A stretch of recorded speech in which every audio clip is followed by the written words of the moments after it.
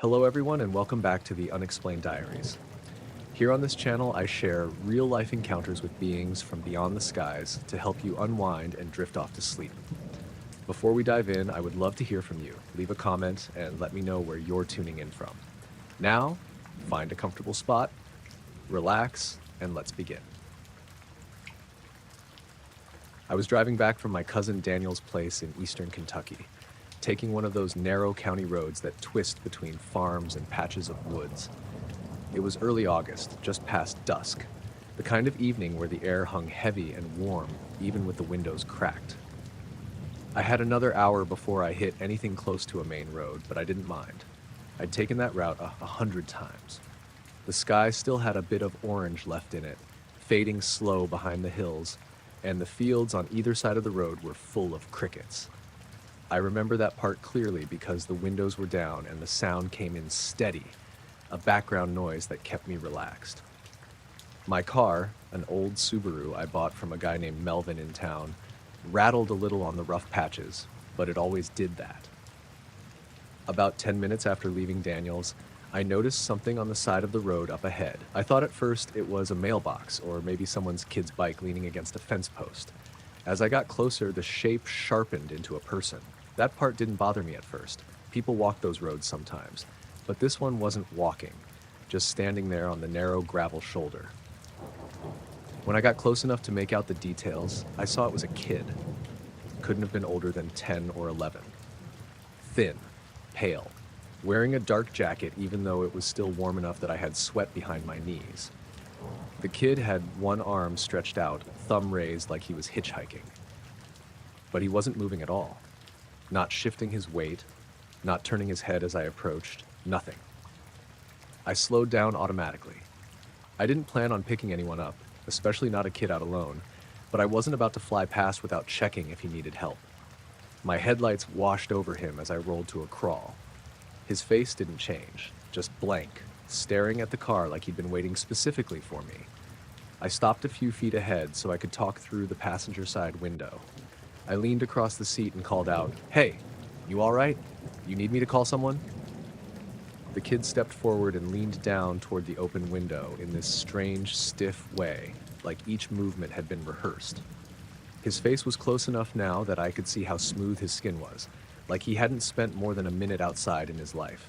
His eyes didn't catch the light the way normal eyes do. I didn't notice anything outright wrong with them at first. They just looked flat. He didn't blink. Not once.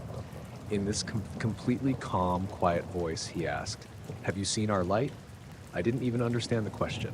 I must have stared at him for a full second before answering. "Your light? What light?"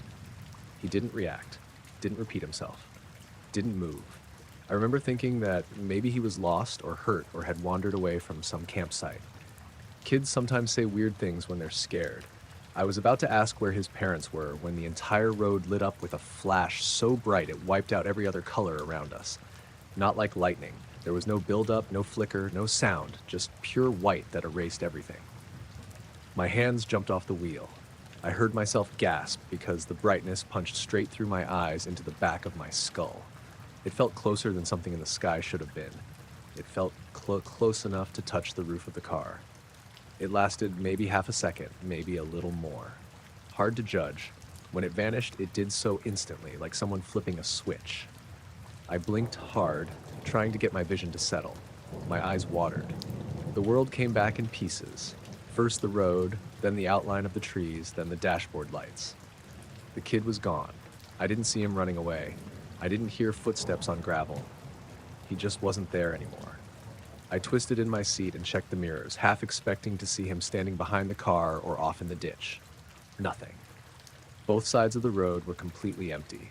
No movement, no branches shaking, no dust kicked up from someone leaving quickly.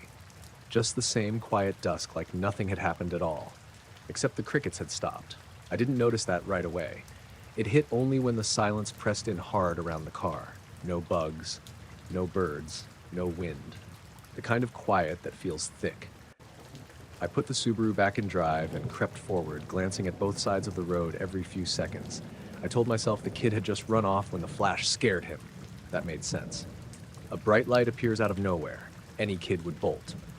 But the timing bothered me, and the way he'd leaned down, unmoving, and the question he'd asked. "Have you seen our light?" I drove another half-mile before sounds slowly came back. First a couple crickets, then more. The normal night noise returned in patches, like the woods were warming back up.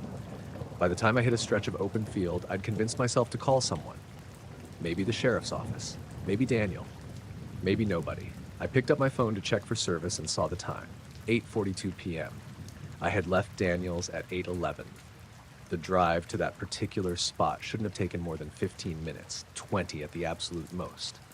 I had slowed down, sure, and sat for a moment after the flash, but not 30-plus minutes worth. It didn't line up. I tried to brush it off as me misremembering when exactly I left, but I'd told Daniel I wanted to be home by 9. I remembered checking the time on his kitchen stove before heading out. I kept going, wanting to get home more than anything. The sky dimmed behind me. The hills faded to silhouettes. A couple times I thought I saw movement near the fences, shapes shifting just out of the corner of my eye, but each time I turned my head, nothing was there. About 15 minutes later, I passed a small pull-off by a soybean field and noticed a faint glow in the sky off to the east. It wasn't bright enough to be another flash, more like the reflection of distant headlights on low clouds, except there were no clouds. The sky had cleared completely, showing a handful of early stars. I drove faster. When I finally reached the turnoff to the old church road, I checked the time again, 8:49 p.m. Somehow everything after the flash had moved normally. It was just that strange gap around the moment it happened. I made it home at 9:13. I locked the door behind me, something I didn't usually do right away, and sat on the couch for a while, trying to settle down. I felt weirdly drained, like I'd driven a lot farther than I had. My hands were still a little shaky. The next morning, I drove the same route in full daylight. I stopped at the exact patch of shoulder where I remembered seeing the kid. Gravel looked disturbed, but not in any obvious way. Could have been from any car pulling over there. No footprints I could really make out, just small dents in dry soil that might have been from deer or maybe nothing useful at all. I didn't see anything out of the ordinary. I stood there for a minute anyway, listening. No strange feelings, no weird silence, just the regular heat and cicadas. I left after that. Haven't taken that road at dusk again. Not because I think something's waiting there, but because I still don't understand what I saw. The kid. The question. The flash that came out of nowhere and left without a sound. I didn't see their light. Not before that moment anyway, and I haven't seen anything like it since.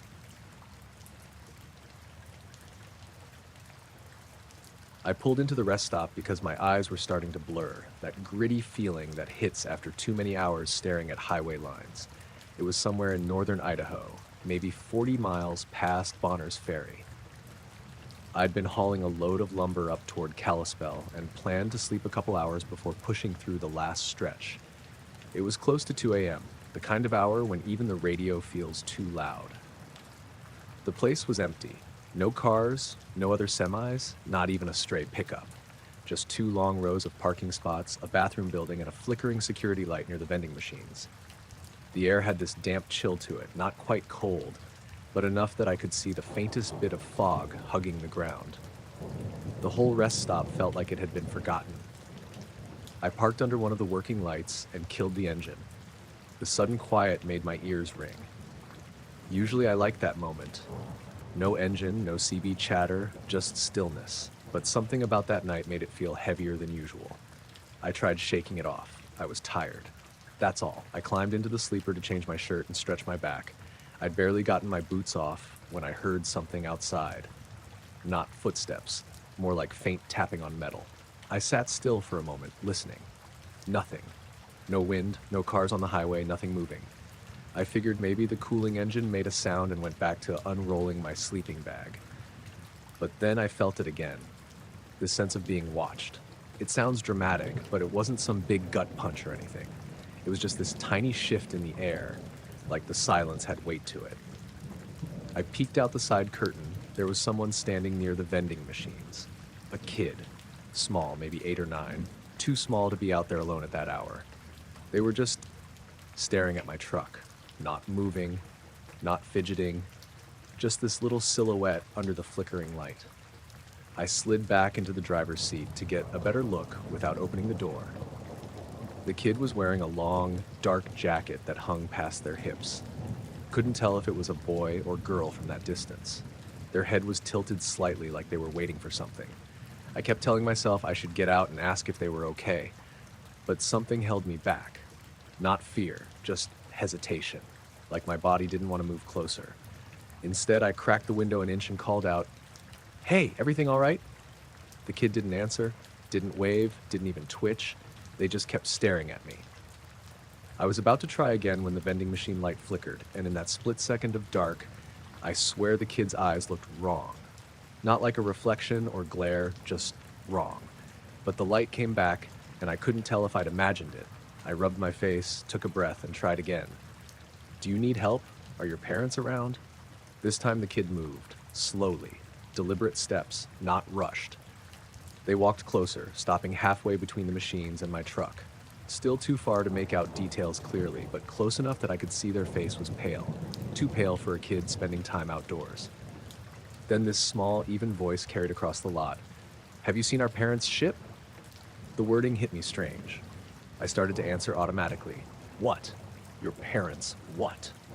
But I blinked, just once. And the kid was suddenly right outside my cab door. No footsteps, no running, just a shift in position so fast it knocked something loose in my brain. They were standing almost close enough to touch the door handle. I jerked back so hard I hit my elbow on the gear shift. The kid tilted their head again, eyes fixed on me through the window. And now that they were close, I saw what I missed before. No whites, no pupils, just two solid black eyes like polished stones. I froze. Not because of the eyes exactly, but because they weren't scary. They were empty. Not angry, not wide, not glaring, just blank. I reached for the lock to make sure it was engaged. My fingers felt numb. The kid didn't try the door or come any closer. They just said, almost too soft to hear, "They're waiting." Before I could respond, a light pulsed from behind the tree line. Not a steady glow, more like something throbbing once every couple seconds. A dull white, almost bluish, lighting up the branches from behind. No sound, no movement, just that slow, unnatural pulse. The kid turned, not with their body, but their head rotating first, strange and slow. Then they started walking toward the trees. Not turning around, not checking if I followed, just walking toward the pulsing light like they'd been called. I yelled out without thinking, "Hey, wait!" My voice cracked in a way I hadn't heard since I was a teenager. The kid didn't stop. The light continued its slow rhythm, painting the fog a faint blue for a second at a time. I thought maybe it was a Forest Service truck or some kind of equipment, but there was no engine, no shadows moving, nothing that made sense. I fumbled for my phone. No service, not surprising out there, but I kept it in my hand anyway, like it was some kind of safety blanket. I watched the kid until they reached the edge of the trees. They didn't hesitate. They just disappeared into the dark between the trunks, swallowed up like they'd walked into a hallway. The pulsing light brightened suddenly, one long, steady flare that lit up the whole line of trees like daylight. Then it was gone, just like someone unplugged it. The lot went dark again, except for the weak security bulb above the vending machines. The fog settled back into place. The crickets, silent until that moment, started up like nothing had happened. I sat in my truck for a long time, gripping the steering wheel with both hands even though the engine was still off. My chest felt tight in a weird way, like I'd been running. I kept watching the tree line, half expecting the kid to walk back out. They never did. After maybe 10 minutes, I started the truck. The engine sounded too loud, echoing off the empty parking lot. I pulled out without checking the mirrors, without looking back, and got back onto the highway. I drove another 40 miles before stopping again, this time at a truck plaza full of people, lights, noise, the whole sensory overload. Only then did I notice the time. It was 3:41 a.m. I had parked at the rest stop at 2:04. The whole thing couldn't have taken more than 10 minutes, maybe 15. But an hour and a half had passed. I didn't sleep the rest of the night. I sat in the diner until sunrise, drinking bad coffee and staring at nothing. When I drove past that same stretch of highway the next week, the rest stop was empty again, same as before. I didn't pull in to check. I didn't look for footprints or broken branches. I didn't want to. All I know is that the kid walked toward that pulsing light without looking back. And I was glad, more than I can explain, that they didn't ask me to follow. The knocking started while Lauren and I were still cleaning up the kitchen. It was a soft, steady tapping, not loud enough to be someone desperate, but too deliberate to be branches or the wind. We both froze at the same time, looking at each other like we were silently asking if the other had heard it. It was just after midnight. We live outside Asheville, up a ways toward the Pisgah foothills, the kind of place where your backyard is more trees than grass, and the neighbors are half a mile away. The night had been calm, warm for early spring, a little muggy, no wind, so the sound felt out of place right away. The tapping came again, this time with a little rhythm to it. We stepped into the living room, which was dark, except for the counter light behind us. The sliding glass door faces our backyard. From where we stood, we could see the shape of two figures up against the glass. Small, too small to be adults. Lauren whispered, "Is that kids?" I didn't answer. I just walked closer. Two children stood outside, side by side, their faces almost pressed to the door. A boy and a girl, maybe around 10 or 11. They both wore plain dark clothing, long sleeves, long pants, like they'd dressed for colder weather than we actually had. Their hair hung flat against their heads, damp from something that wasn't rain. I'd never seen them before. They didn't look like anyone from the houses down the hill. The boy lifted his hand and knocked again, 3 quiet taps, while staring straight into the house. I reached for the wall switch out of habit, but hesitated before actually flipping it. Something about illuminating myself felt wrong.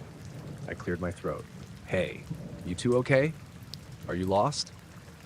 The girl leaned forward slightly. Her voice was small but clear through the glass. "Can we come in and wait for the lights?" I felt Lauren step up behind me. She spoke before I could. "What lights?" The kids didn't answer. They just stood there, perfectly still. No swaying, no shifting weight, no turning their heads. That was what struck me first, not their appearance, not their weird question, just how unnaturally still they were. I tried again. "Where are your parents? Did someone drop you off? Are you hurt?" Nothing. Their faces didn't change. Then the boy said, "It's almost time." I felt this pressure build behind my ears, like the air around us changed.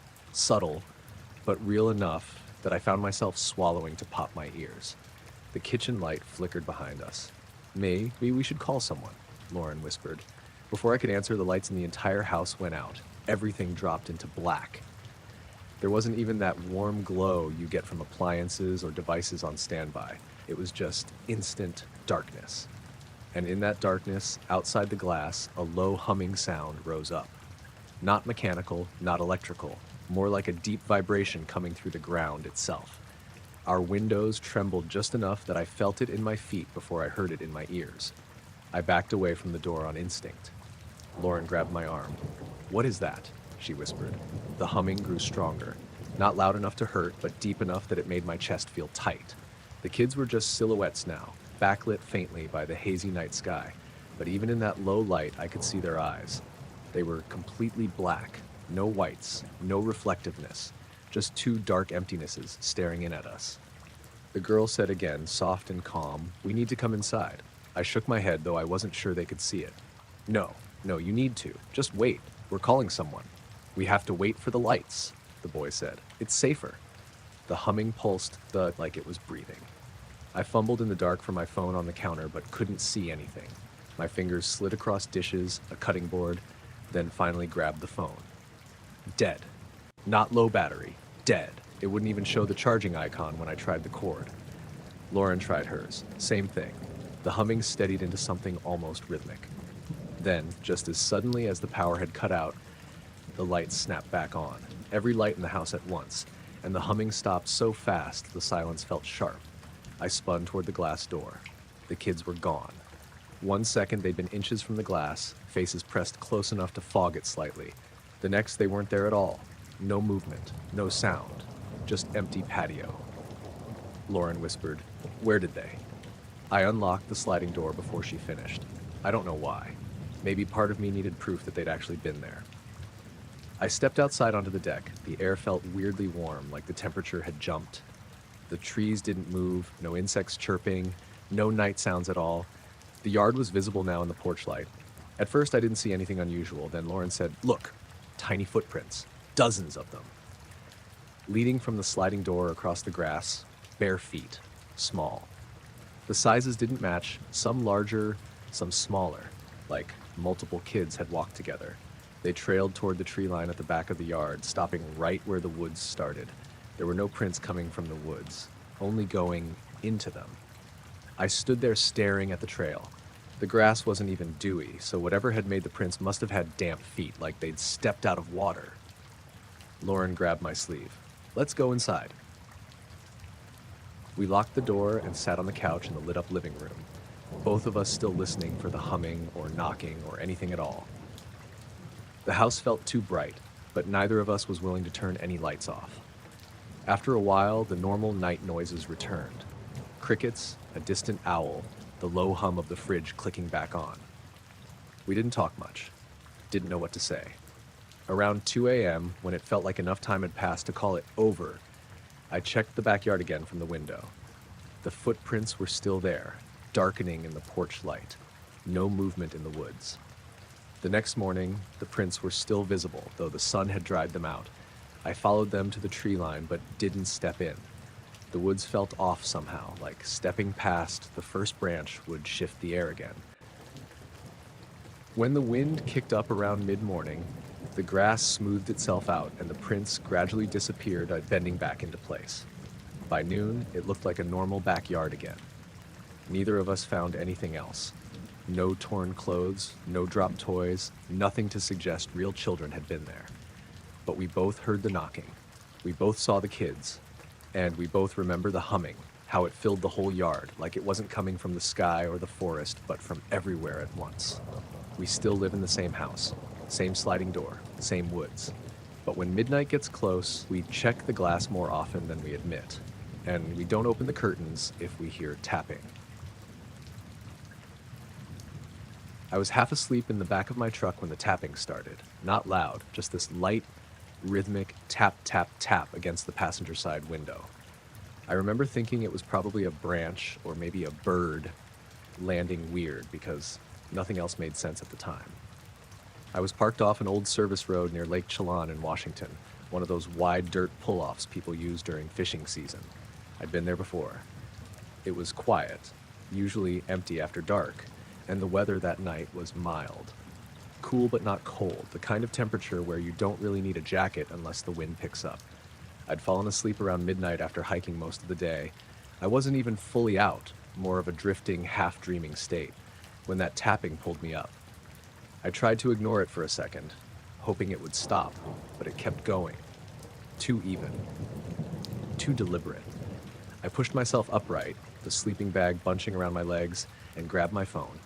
It was 3:07 a.m., no notifications. I didn't have service out there anyway. The tapping stopped the moment I shifted. Just gone.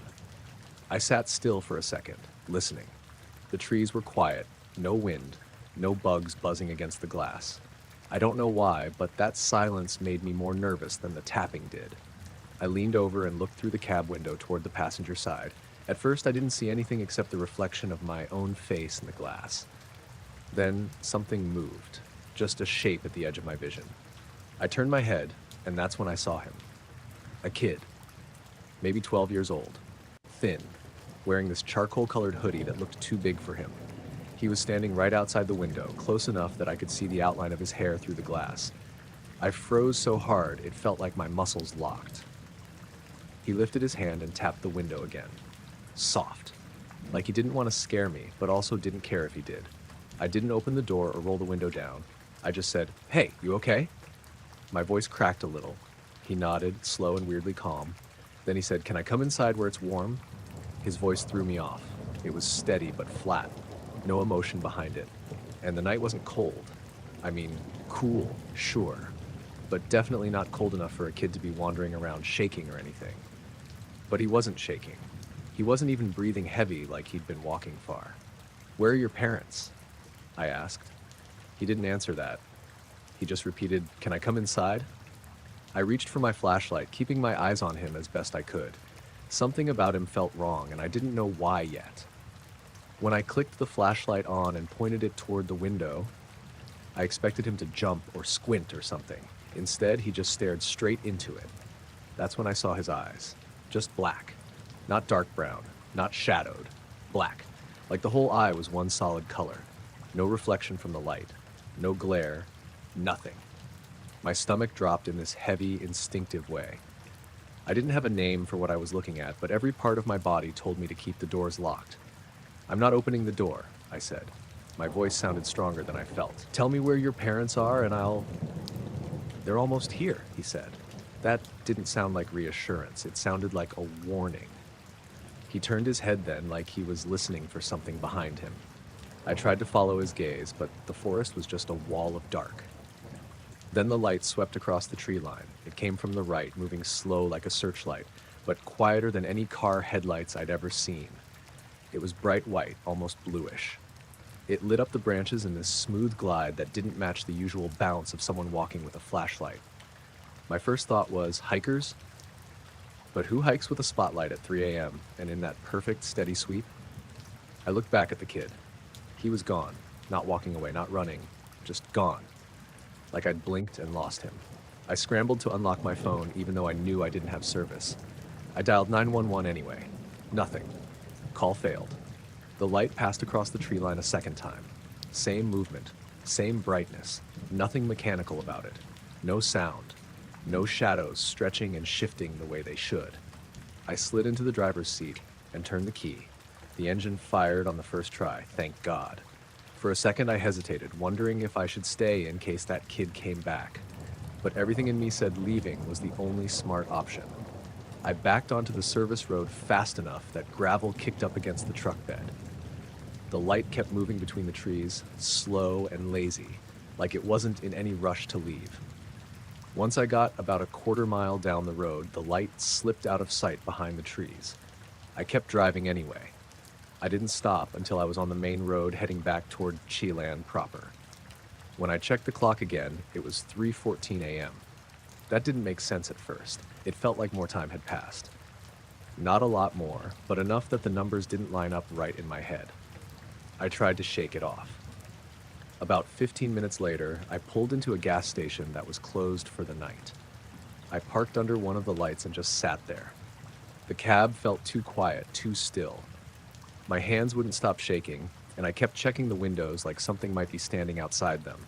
I didn't try to sleep again until sunrise. Even then, it was more like dozing with my eyes half open.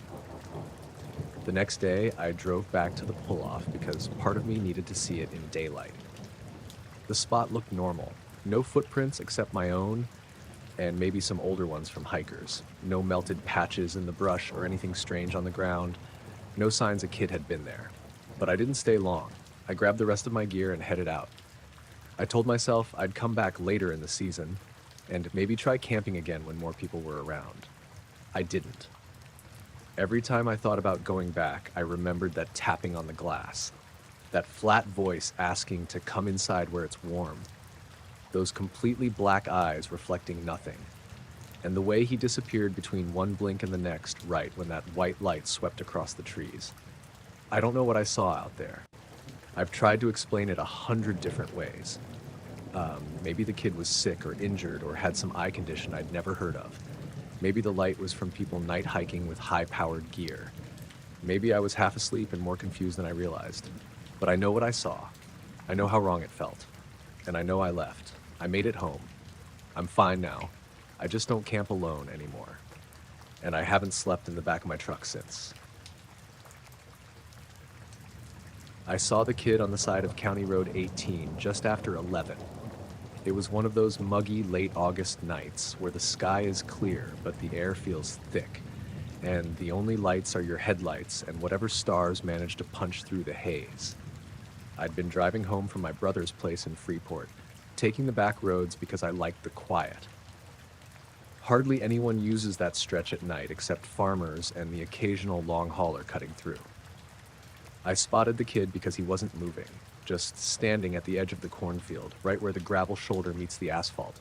A small figure, maybe 10 or 11, arms hanging loose, head tilted down like he was staring at his shoes. No backpack, no flashlight, no bike. Nothing. I slowed immediately. It wasn't even a decision, just reflex. A kid alone that late in the middle of nowhere didn't make sense. I rolled to a stop a few yards ahead and threw my hazards on. The blinking amber lights lit up the road behind me, and the corn on either side shifted slightly in the breeze. I got out of the car, keeping my hands visible so I didn't come off as threatening. The night air hit me warm and damp. "Hey," I called out. "You all right? You hurt?" The kid didn't answer, didn't turn his head, didn't show any sign he'd heard me. I took a few steps closer, the gravel crunching under my shoes. "Are you lost? Do you need a ride? I can call someone, your parents, the sheriff, whoever." Still nothing. I got close enough to see that he was wearing a thin gray t-shirt and shorts. Not dressed for how sticky the air was, as if he didn't feel it. His arms were pale in the headlights. I crouched a little to try to get on his eye level. "Hey, buddy. Look, I can help you. You just need to tell me what's going on." His head shifted slightly, but not enough to look at me. And then he spoke. "Don't stay on this road soon." His voice was quiet and flat. No fear, no urgency, just a steady line of sound that didn't match the weirdness of the statement. "What do you mean?" I asked. "What's going to happen?" He didn't reply. Didn't move. I checked the sky out of instinct. Perfectly clear. No storms, no clouds, just darkness and stars. I glanced back at my car, thinking maybe I should call 911. When I looked at the kid again, he'd stepped a few inches closer to the cornfield, like he was dry-fitting toward it. I hadn't seen him move. It was like the distance between us had changed on its own. "Okay," I said, trying to keep my voice steady.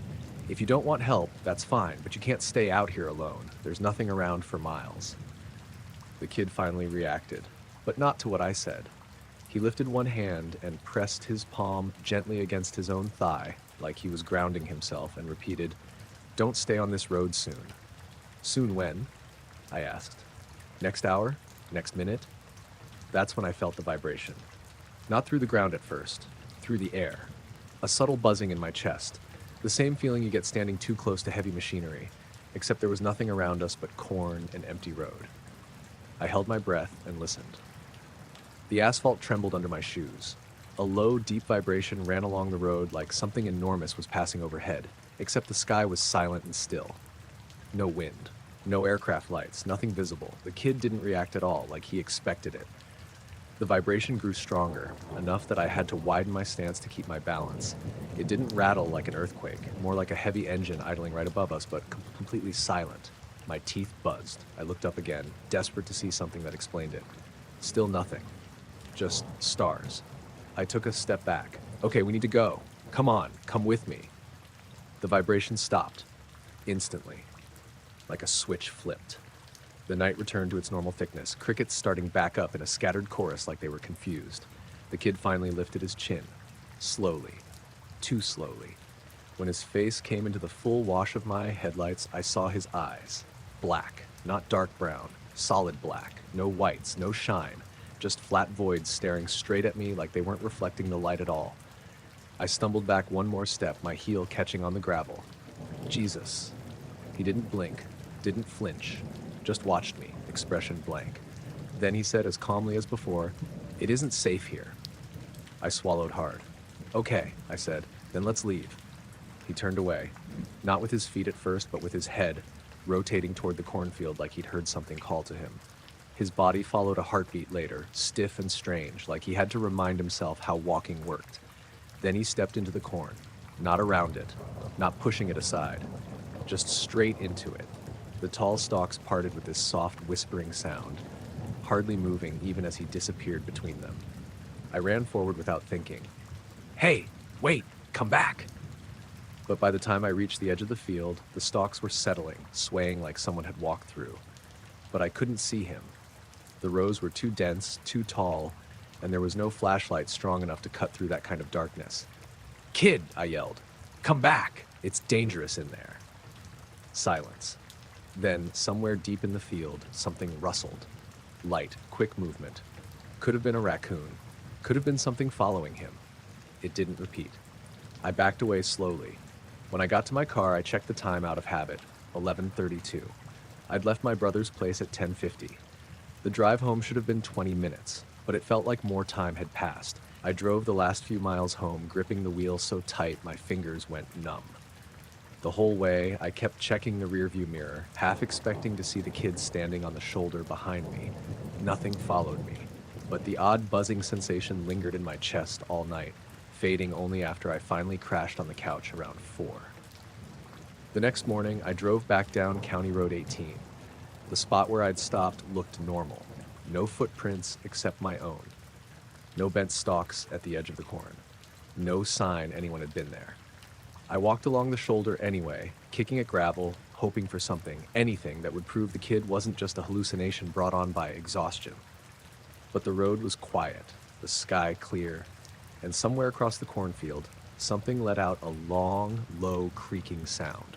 Not wind, not an animal, more like metal cooling after being heated.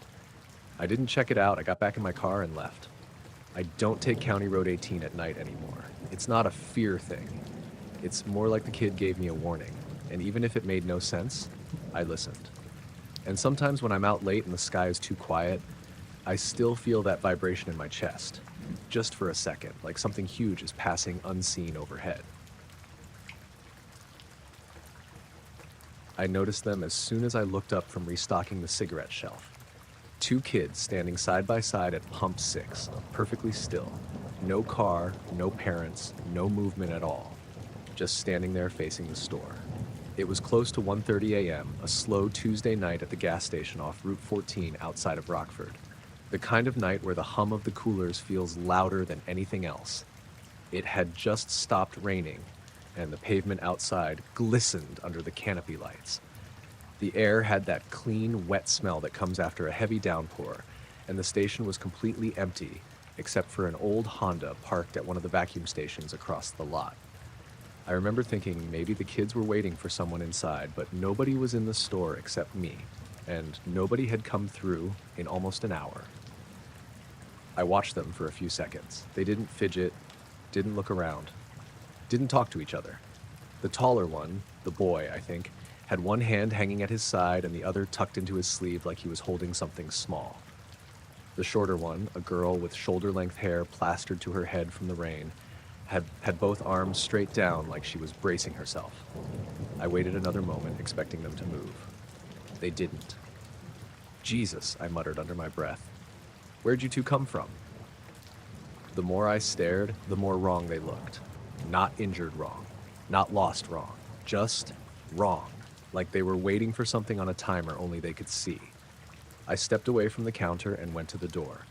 I cracked it open and called out, "Hey, are you guys okay? You need help?" No reaction. Both heads tilted up slightly, like they were listening to something in the air. I didn't hear anything. The night was quiet, except for the hum of the sign out front and the ticking sound the pumps make when no one's using them. I took a few steps out onto the sidewalk under the canopy. The damp air hit me immediately. I folded my arms against the cold and tried again. "You're not supposed to be out here this late. Where are your parents?" The boy's head turned toward me in one smooth movement. No hesitation, no startle, no blinking.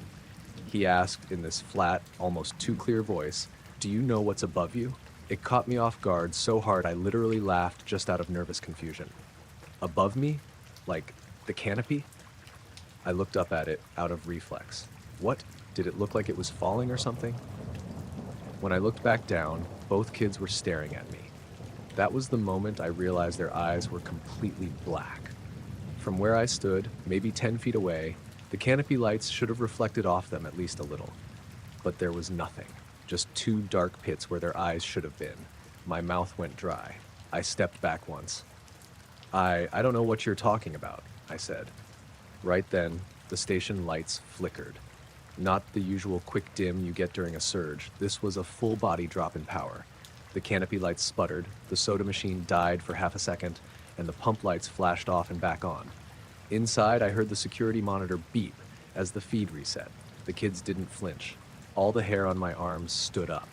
It felt like the air pressure changed, just a little, like something passed overhead that I couldn't see.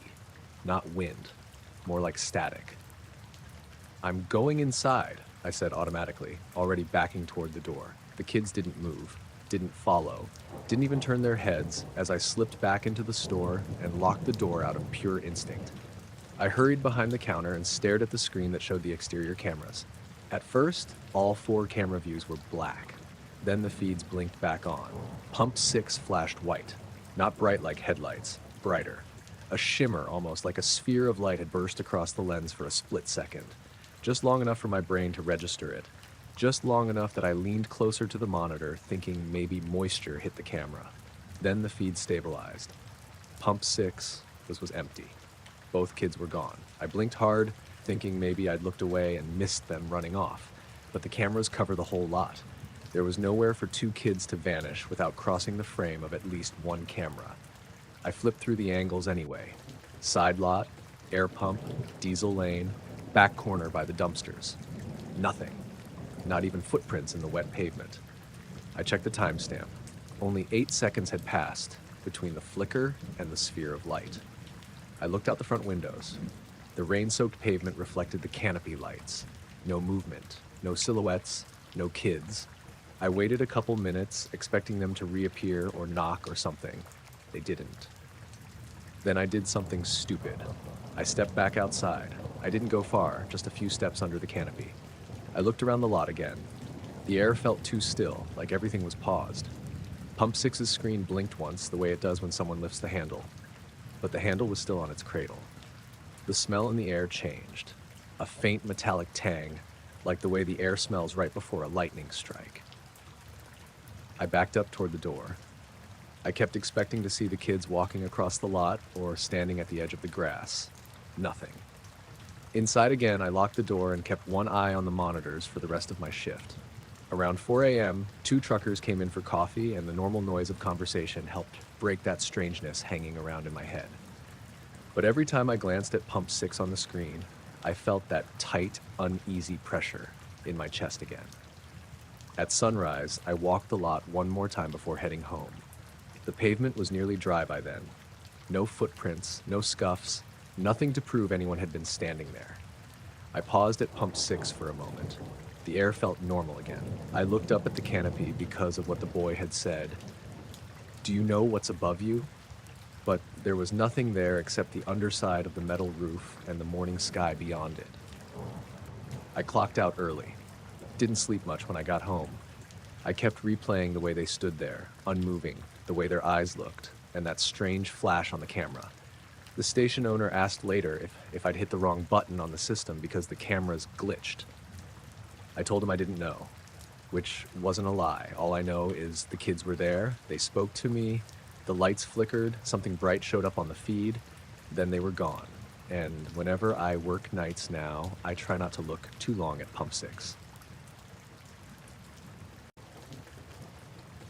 I noticed the kid before I noticed the swing moving. That's what made me stop. It was almost midnight, and the school grounds should have been dead quiet. I was halfway through my last round of the night, checking doors, shutting off lights, making sure the trash bins behind the cafeteria were locked. Same routine I'd done for almost 6 years at Lincoln Elementary. The air was cold and dry, the kind of early winter night where your breath comes out sharp. I'd left my jacket unzipped because I wasn't planning to be outside long. The floodlights around the parking lot cast these wide cones of pale yellow across the asphalt. Beyond that, the field stretched out into darkness with only the faint glow of the distant street lamps touching the edges of the playground. That's when I saw the shape on the swings, just a single kid-sized silhouette sitting perfectly still. The swing next to them rocked slightly in the wind, chains giving off a soft metallic creak. The one the kid sat on didn't move at all. I stopped dead at the edge of the field. The school was closed for winter break. No clubs, no aftercare, no sports teams. There shouldn't have been anybody out there, especially not a child. I told myself maybe one of the teachers had brought their kid by and they wandered off. But no cars were in the lot except mine, and the gate to the field was locked hours earlier. I cupped my hands around my mouth. "Hey, you okay out here?" Nothing. The kid didn't even look at me. Their head was tilted all the way back, staring straight up at the sky like they were watching something. I glanced up too, but all I saw were a few stars and the dim haze of town lights. I started walking toward the playground, crunching across the frost-hardened grass. My keys jingled on my belt with every step. I kept talking as I approached because something about the stillness felt wrong. You lost? You live nearby? It's a little late to be out. The kid raised one hand, not toward me, but upward, like they were reaching for something. I slowed down. Are you hurt? I reached the wood chip border of the playground. The smell of cold plastic and old mulch hit me. The metal bars of the jungle gym creaked softly in the wind.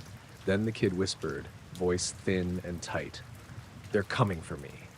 I stopped so fast my foot slid on the frost. What? Who's coming?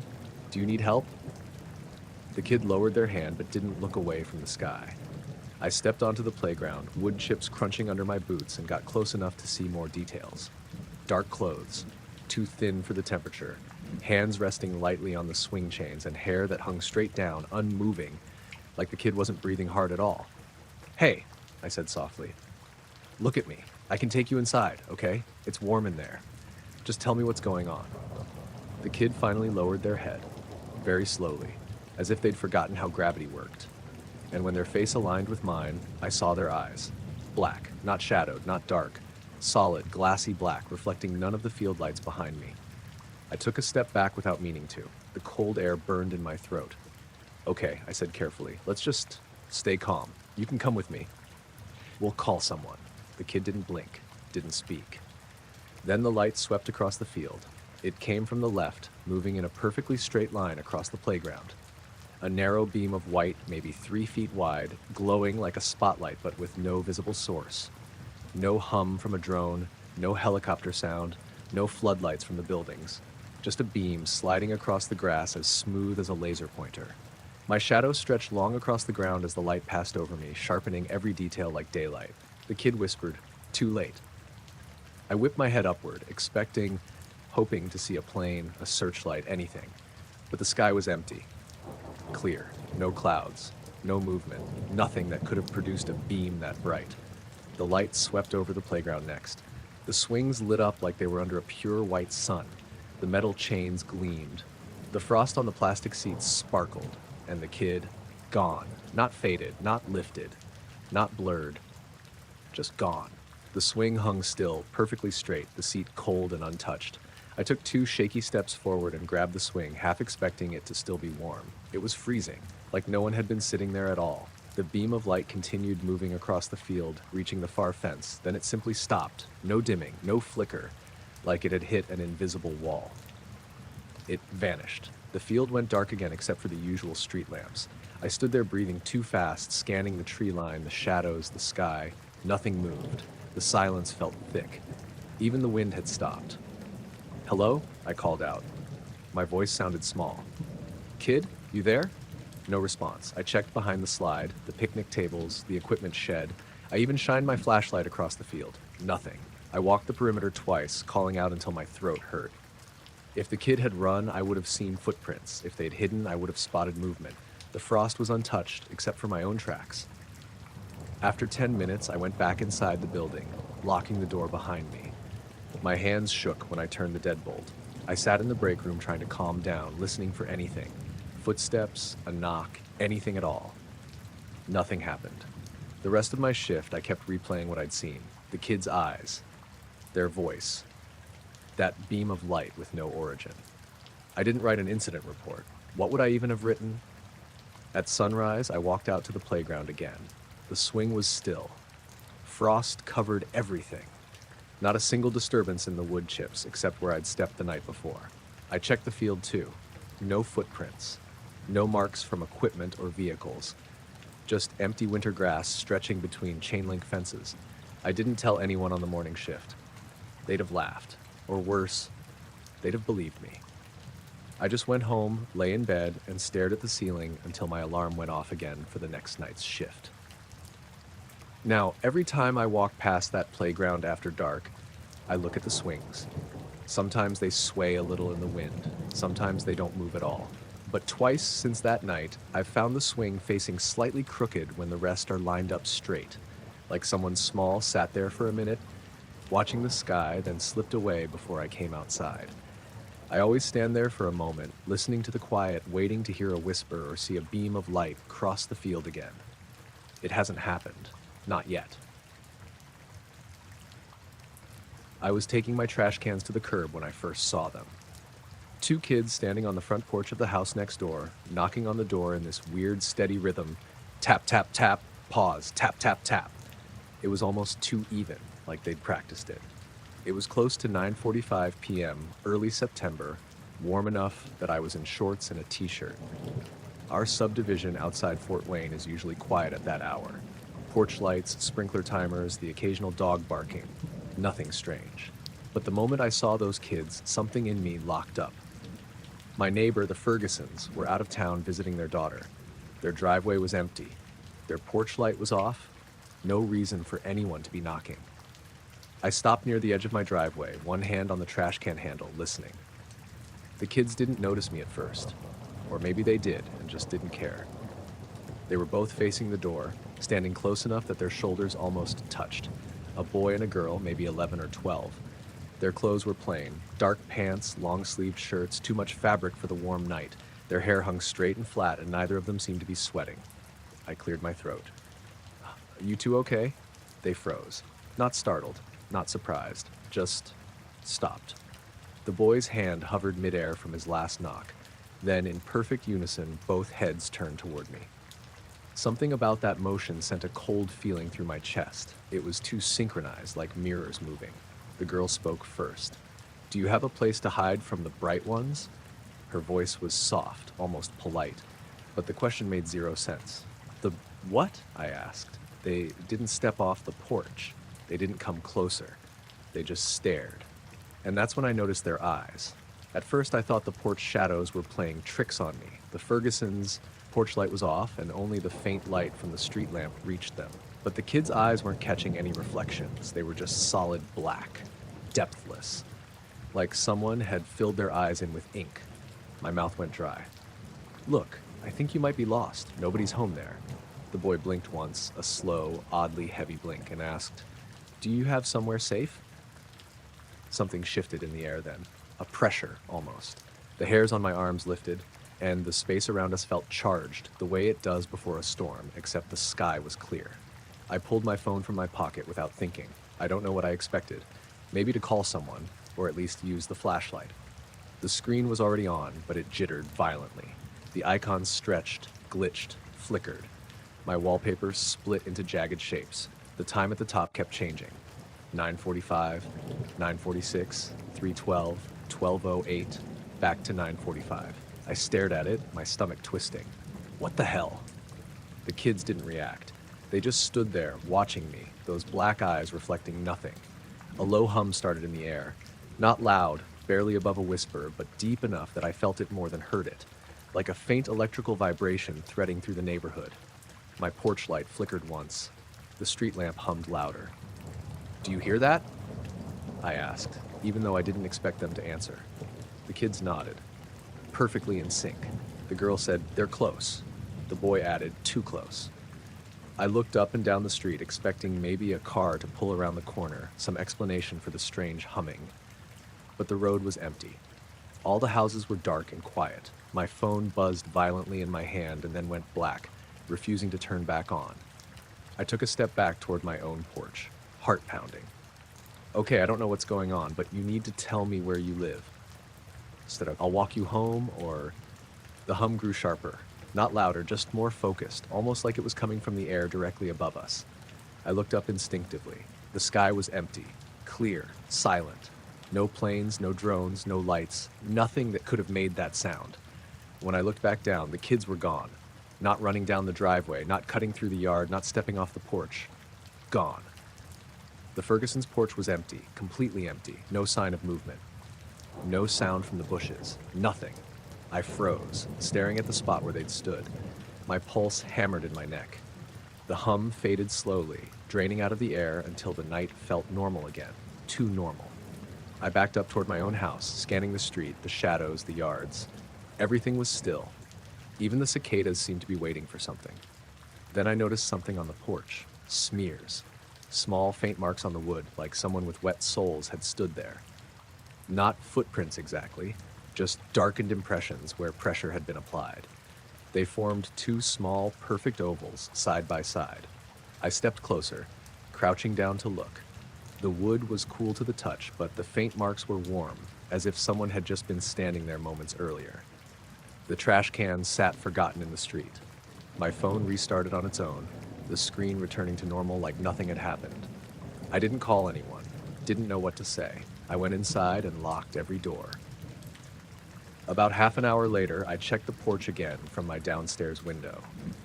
The marks on the wood had faded, drying in the warm night air. The street was still empty, but I couldn't shake the feeling that the kids hadn't left the neighborhood. Every so often, a faint hum drifted over the rooftops, too soft to pinpoint, too short to record. I sat on the couch until dawn, listening to it come and go, never loud enough to explain, never long enough to ignore. The Fergusons came home 2 days later. I didn't tell them what happened. I only asked if their security camera had caught anything on the 10th. It hadn't. But the camera log showed something else. At 9:45 p.m., the feed froze for 12 full seconds. A perfect static frame of the empty porch. When it came back, the timestamp jumped to 9:47. A full 2 minutes lost, and the porch was still empty. I got back to the trailhead just as the last of the light was fading behind the ridge. The sky had that washed-out blue tone you only get right before full dark, when the air cools fast and the shadows stretch out thin. I'd spent the afternoon hiking the north loop of Pine Hollow, a place I knew well enough not to worry about losing the trail. I'd planned on being back to my car by 6:30 so I could grab dinner in town before heading home.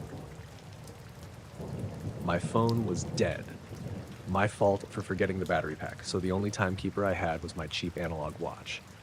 Last I'd checked, near the overlook, it said 5:52. When the parking lot finally came into view through the trees, I felt that little rush of relief you get at the end of a long hike. But the second I stepped out of the brush and into the gravel, I froze. Two kids were standing directly behind my car, just standing there, not talking, not moving, positioned almost perfectly centered behind the trunk, facing me. I stopped maybe 20 yards away. They looked like siblings, boy and girl, somewhere around 10 or 11, both wearing dark clothes too light for the dropping temperature. The girl's hair was long and straight. The boy's was cut blunt just above his eyebrows. Neither of them had backpacks or water bottles, nothing that made sense for being out there so close to nightfall. My first thought was that maybe someone from the campground had lost track of their kids and they wandered over here, but something about them felt off, not in a dramatic way, just wrong enough that it made my arms prickle. I cleared my throat. "Hey there, you folks all right?" The kids didn't respond right away. They looked at me, but their expressions didn't change. I walked a few steps closer, stopping when I could make out their faces better in the dim light hanging over the restroom building. "Are your parents nearby?" I asked. The boy spoke first. "Did you feel the time skip too?" His voice was steady, completely emotionless. The girl stared straight at me, not blinking. I frowned. "Time skip? What do you mean?" The girl tilted her head a little. "You went missing," she said softly. "We watched." My stomach tightened. "Missing when?" She raised one hand and pointed toward the trail I'd just come down. "Up there." I turned around automatically, looking at the tree line. The forest was quiet, too quiet. I didn't hear the usual dusk chorus of insects, not even a single bird settling down. When I looked back at the kids, they hadn't moved. Something made me check my watch. 7:03 p.m. That wasn't possible. The hike back from the overlook took maybe 25 minutes, 30 if I slowed down, and I remembered being at the overlook around 6. I would have been pushing it to get back at exactly 6:30, but not an hour later. Still, my brain tried to rationalize it. Maybe I zoned out longer than I thought. Maybe I stopped somewhere without noticing. Maybe the watch was wrong. But the watch had never been wrong, not once. I tapped the glass and shook my wrist, but the hand stayed pinned at 7:03. "You were gone," the boy repeated. I swallowed hard. "Gone how? Did someone come by here?" They didn't answer. The girl's eyes shifted downward, and for the first time I noticed something else, how dark they were. Not brown, not shadowed, just dark. So dark they didn't catch the light at all. My pulse thumped in my throat. Look, I said, trying to stay calm. I don't know what's going on, but if you're lost, I can call someone once I charge my phone. Just tell me where you came from. The boy's chin lifted slightly, like he was listening to something far away. The girl mirrored him, same angle, same expression. Then I heard it. A faint buzzing sound, low and distant, drifting through the valley behind us. It pulsed in and out, rising smoothly, then dropping off. Not like insects, not like an engine. Something else. Something too large, too even. It made the air feel heavier. The boy whispered, "It's starting again." The buzzing grew stronger, vibrating through the gravel at my feet. I turned toward the ridge, expecting to see headlights, or maybe some kind of aircraft through the darkening sky. Nothing. Just the faint outline of the treetops and the valley dipping below. When I turned back, the kids were gone. Not walking away. Not running. Gone. The gravel behind my car was undisturbed. No footprints leading off into the brush. No rustling from the trees. No motion anywhere. I stepped forward, scanning left and right. My breathing picked up, sharp in the quiet. "Hello?" I called out. "Hey, kids!" My voice felt too loud in the empty lot. The buzzing dropped suddenly, a perfect, clean cutoff, like someone had muted the valley. The silence that followed was worse, deep, hollow. I circled my car, checking the shadows cast by the floodlight. Nothing. I walked toward the restroom building, peering around the corner. Empty. I strained to hear any sound of movement in the woods.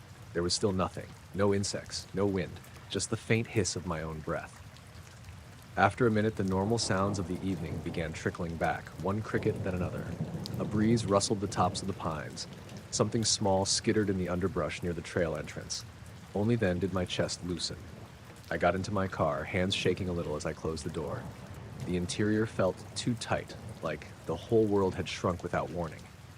My watch still read 7:03. I started the engine and turned on the headlights. For a moment, the beams illuminated the spot where the kids had been standing. Just gravel, just air. I backed out of the lot and started down the mountain road. Every now and then, as the sky darkened completely, I glanced in the rearview mirror. Nothing followed me, no movement, no shapes, no kids.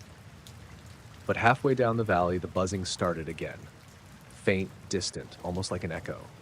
This time, it faded before I could find the source. When I got home, the first thing I did was plug in my phone. As soon as it powered up, the time synced automatically. 8:41 p.m., another hour gone. I checked my watch again. It finally ticked once and started moving normally. I haven't been back to Pine Hollow since. I didn't tell the rangers. I didn't tell my friends. I barely told myself. But sometimes when I look at that watch, I still get a strange sinking feeling, like maybe that lost hour isn't done with me yet. We were driving back from my sister's place in Vista after staying later than we meant to. It was close to 10, maybe a little after, and the fog had rolled in earlier than usual. Thin at first, just soft patches drifting across the asphalt, but thickening the farther we got into the hills. My wife Erin was in the passenger seat scrolling through photos she'd taken that afternoon, and our daughter Lily was asleep in the back, her head tilted against the window. I'd driven that stretch of road hundreds of times, enough that the turns felt automatic. The fog wasn't bad enough to be dangerous, not yet, but it was the kind that eats your headlights and makes the world feel small. The radio was low, more background noise than anything. It was one of those calm, quiet family drives where no one talks much. We just rounded a bend and when Erin touched my arm. "Slow down." I eased onto the brake without thinking. The fog thickened right then, swelling across the road like a wave. For a second, I thought maybe it was another car kicking up moisture, but then two shapes materialized in the middle of the lane. Kids. Two of them, standing side by side, facing our car. I braked hard enough that the seatbelt dug into my shoulder. Lily jolted awake with a gasp behind me. The car stopped maybe 15 feet from the figures, just close enough for the headlights to catch their outlines. They didn't move. Didn't react. Just stood there, small and strangely rigid in the hazy white light cutting through the fog. Are they okay?" Erin whispered. I didn't answer. I was trying to understand what I was seeing. The kids looked about 10 or 11, a boy and a girl, dressed in plain dark clothes that didn't look suited for the cool night. No coats, no flashlights, no backpacks. Their hair looked wet, though it hadn't been raining. The boy's hands hung loosely at his sides. The girl's arms were held tight against her body. I put the car in park but didn't open the door. Something about the way they stood, completely motionless, made my chest tighten. "Should I honk?" I asked. "Don't," Aaron said immediately. The fog shifted around them, swirling in faint loops like someone was walking circles nearby, though nothing was. Then, slowly, the kids began to walk toward us. Not like children normally walk. No bouncing steps, no hesitation. Just slow, even movements in perfect sync. Lily whimpered behind us. "Mom, what are they doing?" I turned slightly in my seat. "It's okay, sweetie. Maybe they need help." But even saying it out loud made something in my stomach twist. The kids reached the front of the car and stopped. They were close enough now that I could see their faces more clearly through the fog-dappled windshield. Pale skin, smooth and expressionless. No flushing from cold, no fear, no exhaustion, just blank stillness. The girl leaned forward a little, her voice soft but somehow clear through the glass. "Can we ride with you until the bright passes?" Aaron's fingers tightened around my arm. "What did she say?" I swallowed. I don't know." The boy stepped closer, placing one hand lightly on the hood of the car. I couldn't see his eyes clearly, not at first. The fog refracted the light weirdly, smearing details. But when he lifted his chin just slightly, the headlights hit his face at a better angle. His eyes were wrong. Black. Completely. No whites, no reflections, just polished, dark surfaces that absorbed the light. The girl's eyes were the same. I froze. The road, the fog, the car, everything felt suddenly distant, like I was underwater. My heart thudded hard once, and then everything around me went silent. Even the radio cut out, dropping the car into this dead quiet that made it feel like the world around us had paused. Then Lily gasped. Not scared, shocked. "Daddy!" I looked up instinctively through the windshield. Something enormous passed overhead. Not fast, not slow, just gliding. A shape, triangular, so dark it seemed to erase the fog around its edges. No sound, no wind, no vibration, just a floating shape blocking out the faint moonlight above. Each corner of the triangle glowed faintly, like soft white embers, and crossbeams of dim light connected the points. It was low, too low, and drifting across the road at an angle, barely above the treetops. I didn't breathe. None of us did. The kids didn't look up. Their heads remained tilted slightly toward us, as if the massive thing overhead meant nothing to them. The triangle slid across the sky, silent as a falling leaf, and disappeared into the fog layer behind us. The moment it vanished, the radio popped softly back on. The engine hummed again. The world resumed in an instant. My breath returned in a shaky rush. Aaron whispered, "What the hell was that?" I looked back at the road. Empty. Completely empty. No kids, no shadows, no movement, just fog drifting gently across the asphalt. I blinked, trying to make sense of the missing shapes. I threw the car into park again and leaned out the window. "Hello? Kids? Hello?" My voice bounced back at me in a dull, muffled echo. I got out of the car, ignoring Aaron's panicked, "Mark, don't!" and walked to where the kids had stood. The fog swirled around my legs. The headlights carved pale tunnels through the haze. No footprints. Not one. The road was damp enough that any step should have left a mark. But the asphalt looked flawless, undisturbed. I crouched down, touching the road surface, cold, smooth, wrongly untouched. Aaron opened her door, but didn't get out. "Mark, please get back in." I stood slowly, scanning the fields on either side of the road. No movement, no rustling, nothing but the faint hum of insects muffled by fog. I got back into the car. My hands shook as I gripped the wheel. We drove the rest of the way home in silence. Lily fell asleep again eventually, but Aaron stayed rigid, eyes fixed on the road ahead as if expecting something to reappear. Every so often the radio would crackle with static for a second, then clear again. I kept glancing up at the sky, half expecting that triangle to glide overhead again. It didn't. When we reached home and pulled into the driveway, the fog had thinned out. The normal sounds of the neighborhood felt almost jarringly ordinary. Inside, I checked my phone. The last timestamp before the event said 10:16 p.m. The next message, sent by my sister at 10:34 asking if we got home safely, came through while we were still halfway back. 18 minutes were gone. Not missed. Gone. Aaron said the drive felt shorter than usual. I agreed. But we didn't talk about it again that night. We tucked Lily in, checked the locks twice, and tried to settle into bed. Sleep didn't come easily.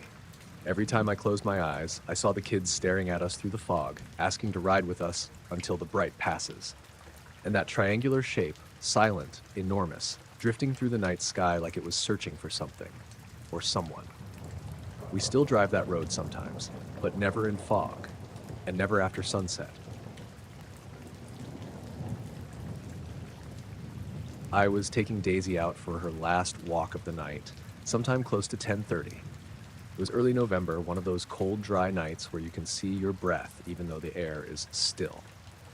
Our neighborhood in Cedar Ridge is usually quiet after 9, and the little park down the street is usually empty.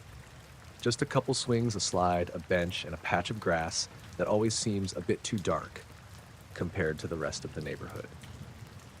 I only walked Daisy through there because she got restless if I kept her on the sidewalks too long. She liked sniffing the trees along the back fence, and the park was small enough that I could see the whole thing at once. Safe enough. Or it had always felt that way before. We'd just turned into the entrance when Daisy stopped pulling on the leash. Instead, she slowed down, ears perked, staring toward the swing set. That's when I saw them. 2 kids sitting on the swings, one on each end, perfectly still. Their legs hung straight down, toes not even brushing the ground.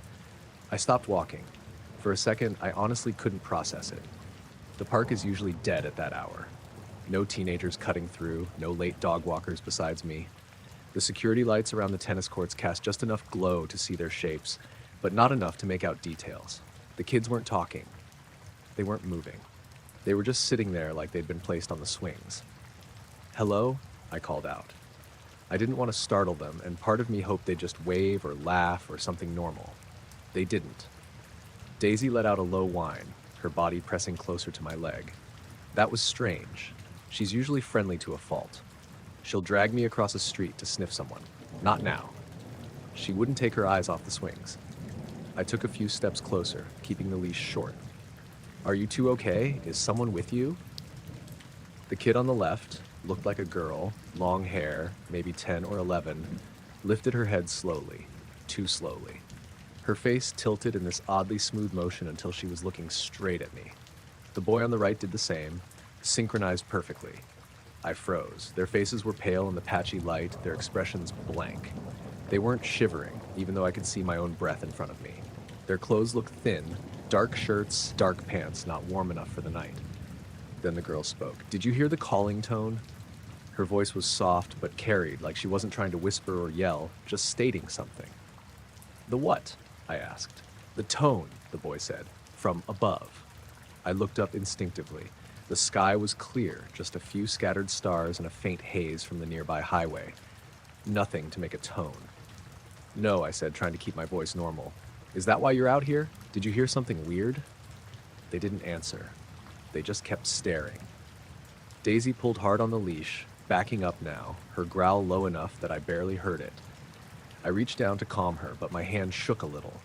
I didn't want to get closer to the swings, but it felt worse standing halfway between them and the sidewalk. I tried again. "Where are your parents? Do you live around here?" The girl straightened her back and her swing creaked slightly. "It's starting," she said. Before I could ask what she meant, the sound hit. A sharp metallic tone, like metal grinding against metal, but high and clean, almost like feedback from a huge speaker. It came from everywhere and nowhere at once. It lasted maybe 2 seconds, vibrating through my teeth, then cut off instantly. No echo, no fade. Just gone.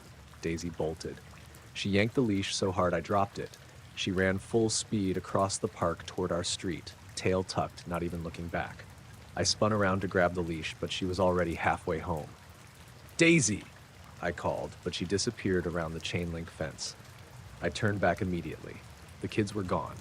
The swings were still moving, slowly, gently, like someone had just gotten off them.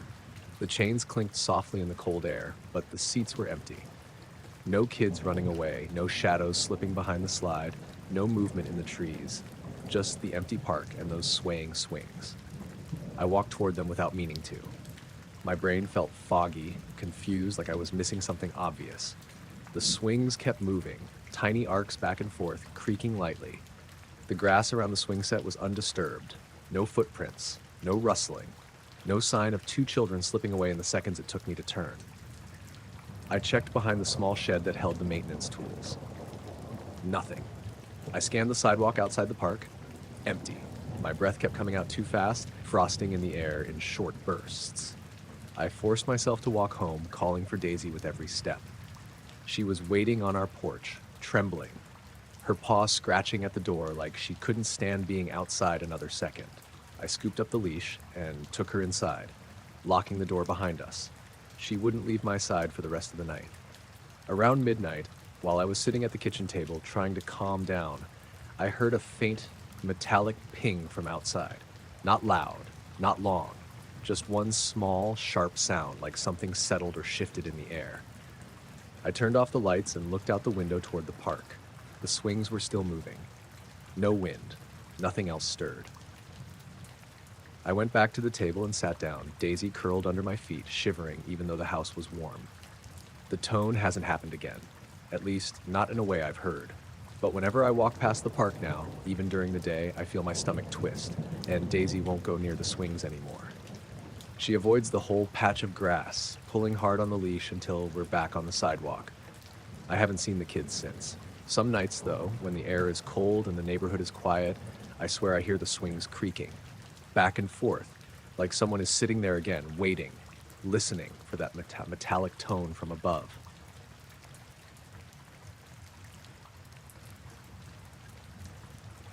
I heard the knocking sometime after 1 a.m.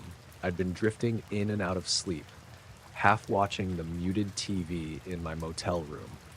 I was staying at the Copper Lantern off Highway 84 in New Mexico, one of those older motels where the doors open straight to the outside and everything smells faintly like old carpet and cleaning spray. I wasn't planning on stopping there, but I'd gotten too tired to keep driving toward Flagstaff, and the stretch of desert between towns felt too empty to risk pushing through. The knocking wasn't loud, just 3 soft taps, a pause, then 3 more. For a second, I thought I dreamed it. But the pattern repeated, and something about how even it was made me sit up. I checked my phone, 1:12 a.m., and got out of bed, rubbing my face. I wasn't expecting company. The lot had been nearly empty when I checked in, and the clerk told me they only had 6 rooms booked for the night. The knocking came again. Yeah, I muttered, pulling on my sweatshirt. As I got closer to the door, I felt this weird hesitation settle into my chest. The motel room suddenly felt a lot smaller than it had before. Maybe it was just the lateness of the hour, or how quiet everything was outside the thin walls. No cars, no voices, no humming from the ice machine. I undid the latch and opened the door a few inches. 2 kids stood in the hallway. I froze. They weren't dressed for the desert night, just thin shirts and pants, the girl's hair hanging limp like it hadn't been brushed in days. The boy stood a step behind her. Both were staring straight at me. Can I help you?" I asked. The girl spoke first, her voice flat, almost practiced. "Did you see the light land?" I blinked at her. "The what?" The boy stepped forward. "The light?" he repeated. It landed. I opened the door a little wider, looking past them down the outdoor corridor. Nothing. Just the dim orange glow of the overhead bulbs and the faded blue doors on either side. I didn't remember hearing anything. No car pulling up, no footsteps. And definitely no light. I looked back at them. Something about their stillness bothered me. They weren't shivering, even though the temperature had dropped after sunset. They didn't seem scared or upset. Their hands were by their sides, fingers curled like they were waiting for instructions. "You kids staying here?" I asked. "Are your parents around?" They didn't answer. They didn't even blink. The girl tilted her head a fraction. "We need to know if you saw it." Before I could decide whether to step out or shut the door, the floor beneath us trembled. Not a full quake, just a single heavy jolt, like something massive touched down in the dirt outside the building. My door rattled in its frame. A picture on the wall behind me thudded lightly, but there was no sound, not even a rumble. Just that one impact, silent afterward. The kids didn't react. They didn't stumble or grab the railing. Their heads stayed fixed on me. "What the hell was that?" I whispered, more to myself than to them. Nothing, just their dark silhouettes framed in the corridor's weak light. My stomach sank suddenly. Something about the girl's eyes caught the light at a strange angle. No shine, no color, just solid black from corner to corner. The boys were the same. I felt myself take a step back into the room without meaning to. Listen, I said, my voice shakier than I wanted it to be. You need to. I looked down to the latch to close the door. When I looked up again, the hallway was empty. Completely empty. The corridor stretched out in both directions, motionless. No running footsteps, no doors shutting, no shadows disappearing around corners. Just the buzz of the old neon sign outside and the faint hum of the vent above my door. My heart hammered as I stepped outside and looked left, then right. Nothing. I walked a few feet down the walkway, scanning the parking lot. 3 cars sat scattered across the pavement, none running, none recently moved. I checked between the cars, behind the ice machine enclosure, even around the corner toward the vending area. No kids. I ran my hand through my hair and went back to my room, shutting the door firmly and locking both latches. I stayed by the peephole for several minutes, staring at the empty walkway. Eventually, I forced myself to sit on the edge of the bed. My phone screen jittered once, glitching like the brightness flickered, and then returned to normal. No notifications. No alerts of any kind. A few minutes later, I heard a faint creak from outside, like the sound of someone stepping on gravel. I held my breath, listening, but when I checked through the curtain, there was no one. I stayed awake until sunrise, the TV on low for company. When I checked out, I asked the clerk if any kids were staying there. She shook her head immediately. "Not tonight," she said. "Only adults checked in." I didn't push it. I just got in my car, started the engine, and sat there staring at the row of doors.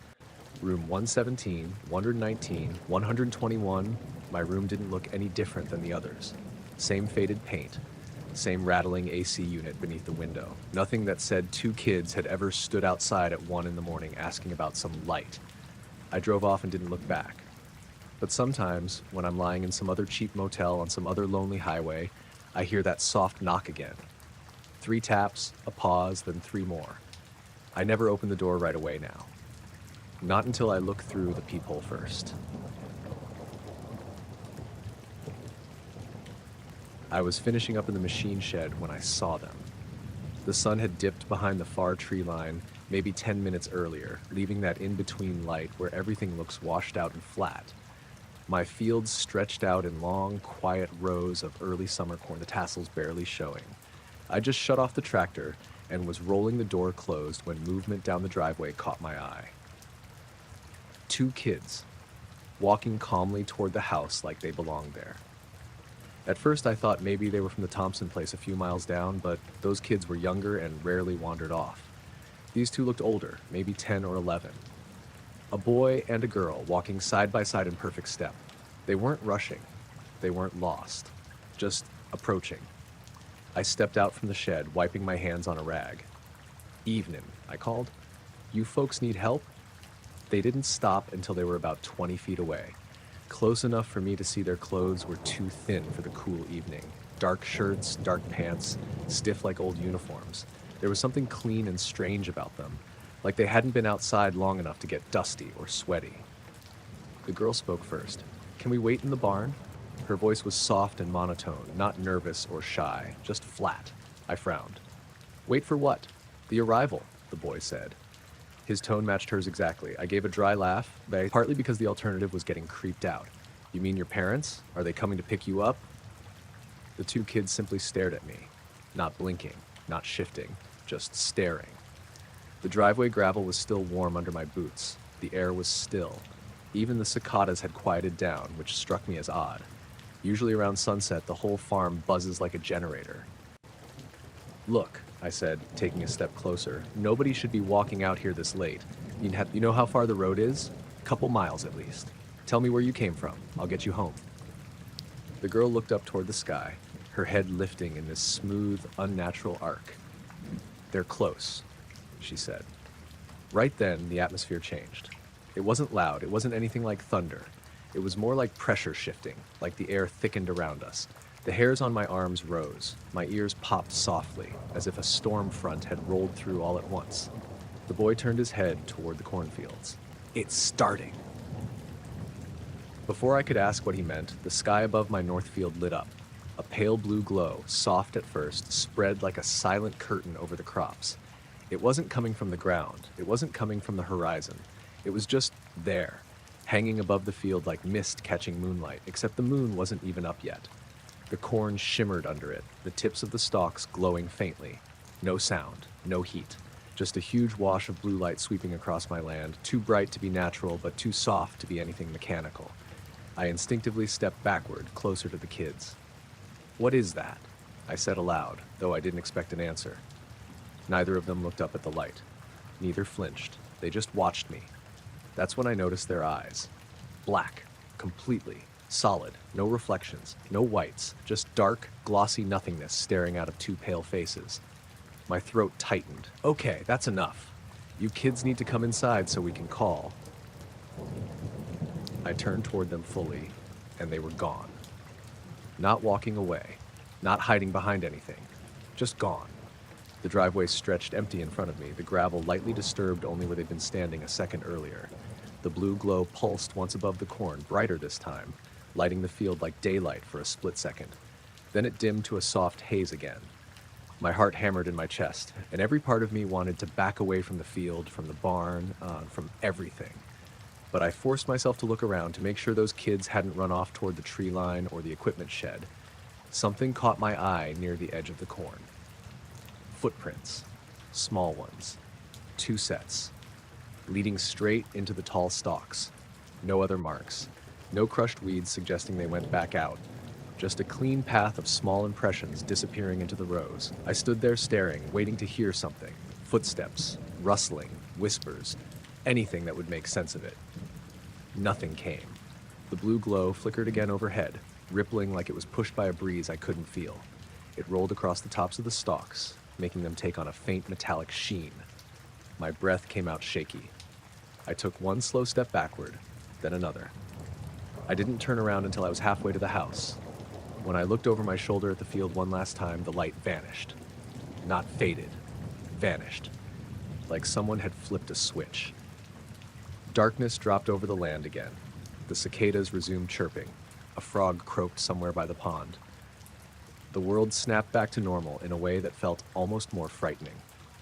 I walked into the house and locked the door immediately, though I couldn't have explained why. I kept the lights off for a while, just listening to the wind outside, trying to convince myself the kids had gone home and the light had been some kind of atmospheric fluke. About half an hour later, I went back out with a flashlight to check the driveway, forcing myself to look, even though everything in me said not to. The footprints were still there, but they only went inward. Not a single one came back out. I followed them just far enough to reach the first row of corn. The beam from my flashlight stopped cold at the wall of stalks, unable to penetrate more than a few feet. Something deep in there rustled. One quick, sharp movement. I froze, breath held. Silence returned. I backed away slowly, not turning until I was back on the gravel. I shut the house door again and didn't open it for the rest of the night. The next morning, the footprints were gone. Wind could have filled them in, I guess. Or maybe the irrigation runoff. I tried telling myself that. But the ground wasn't muddy, and there'd been no wind. And right at the edge of the first row, one single stalk of corn was bent sharply at the base, like something small had gripped it hard on its way in.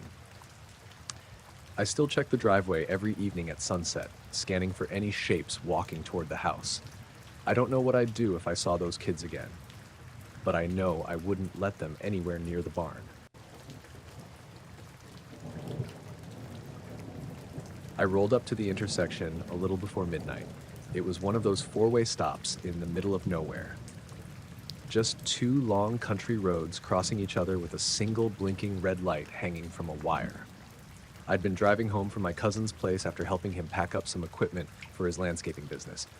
It was a long, quiet drive, and I hadn't seen another car in miles. The night was clear and cold. One of those nights where the stars looked sharp enough to poke through the darkness. My heater hummed low, and the cab smelled faintly like the coffee I'd spilled earlier. I remember feeling tired but calm, just wanting to get home, get in bed, and not think about anything. As I eased up to the stop sign, I saw them. 2 kids standing on the edge of the crosswalk on my right side. I hit the brake harder than necessary because the sight of them shocked me. 2 figures, small, still standing like they'd been dropped there. A boy and a girl. They faced my truck, not the road, like they'd been waiting for someone to show up. The blinking red light overhead cast a dull pulse across the intersection. Every time it flashed, the kids lit up, then sank into darkness again. The effect was strange, like they were fading in and out of existence. I cracked my window halfway, just enough to talk without letting the cold air flood the whole cab. "You kids okay?" I called, leaning slightly toward the passenger side. The boy stepped forward, not quickly, just a small, precise motion. "Can we watch the lights from inside your car?" His voice was monotone, completely flat. I frowned. "What lights? You mean the stoplight?" The girl shook her head slowly. "The big lights." Her voice was the same, calm, steady, emotionless, almost rehearsed. I glanced up at the blinking red bulb above us out of instinct. It flickered at its usual rhythm. Nothing else was up there. No headlights in the distance, no planes crossing overhead, no lightning. "Sorry, I don't know what you mean," I said. "Are you lost? Do you need?" The boy took another step toward the truck. I hadn't noticed it before, but something about them looked wrong. Their clothes were too thin for the cold, dark shirts and pants that looked more like uniforms than normal kids' clothes. Their hair didn't move in the slight breeze. Their faces were pale under the blinking light. And when the red flashed again, I caught a direct look at their eyes. Black, every part of them. No whites, no shine, nothing reflecting the streetlight. My hand tightened around the steering wheel. The girl lifted her chin, almost as if she sensed the change in my breathing. "We just want to watch the lights," she said again. I don't think that's a good idea," I said, trying to keep my voice steady. "It's late. You should head home. Dad, or look, I can call someone for you." The boy cocked his head slightly, the motion small and deliberate. "They're almost here." "Who?" I asked. That's when the air changed. I didn't hear anything at first. I just felt it. Like pressure shifting, a subtle tightening that made my ears ring faintly. Daisy, my dog, wasn't with me this time, but if she had been, I know she would have been whining. The windshield seemed to vibrate, just barely, like something was humming in the distance. The kids both turned their heads upward toward the sky at the exact same time. My instincts made me look too. A flash erupted, not lightning, not headlights, not anything I'd ever seen. It was huge, white, sharp, blinding, washing out the stars like someone had switched on a spotlight the size of a football field. It came from above, but not from any specific point. It was everywhere and nowhere, lighting up the entire intersection like midday for half a second. I threw my arm up to shield my eyes. The flash was silent. No boom, no crack, no hum. Just light. When it faded, the darkness rushed back in so fast it made me dizzy. Spots danced across my vision. I blinked hard several times, trying to clear them, and when I finally lowered my arm and looked toward the crosswalk, the kids were gone. Not walking away, not crossing the street, just gone. The sidewalk was empty. The crosswalk was empty. The spot where they'd stood was clear. I scanned the area with my headlights, leaning over to check both sides of the road. Nothing. The asphalt gleamed faintly from the dew gathering on it, but there were no footprints, no shadows, no movement. The blinking red light above swung gently on its wire, perfectly normal again. I rolled down the window all the way and listened. Silence. Then, after several seconds, a soft buzzing drifted through the air. Not loud, not close, but steady. It rose for a few seconds, then faded. It then returned, each time shifting direction slightly, like it was moving through the hills surrounding the road. I looked up again, searching for anything, planes, drones, reflections, anything that could explain the flash or the sound. The sky was black and empty. The stars had returned. I put the truck in gear and eased slowly through the intersection, heart hammering in my chest. I kept checking the mirrors, expecting the kids to reappear, standing somewhere in the periphery. Nothing showed up. A few miles down the road, my radio crackled with static, just for a second, then went silent again. The buzzing outside faded completely, leaving me alone with the hum of the engine and my own breathing. I didn't stop again until I reached town. When I pulled into my driveway, I sat there for a minute in the dark, listening to the cooling engine tick. My hands were shaking. Not violently, just this subtle trembling I couldn't control. I checked the sky one more time before going inside. No flashes, no shapes, just the regular night sky I'd known my whole life. But the image of those kids, standing under the blinking red light, asking to watch the big lights from inside my car that stayed in my mind long after.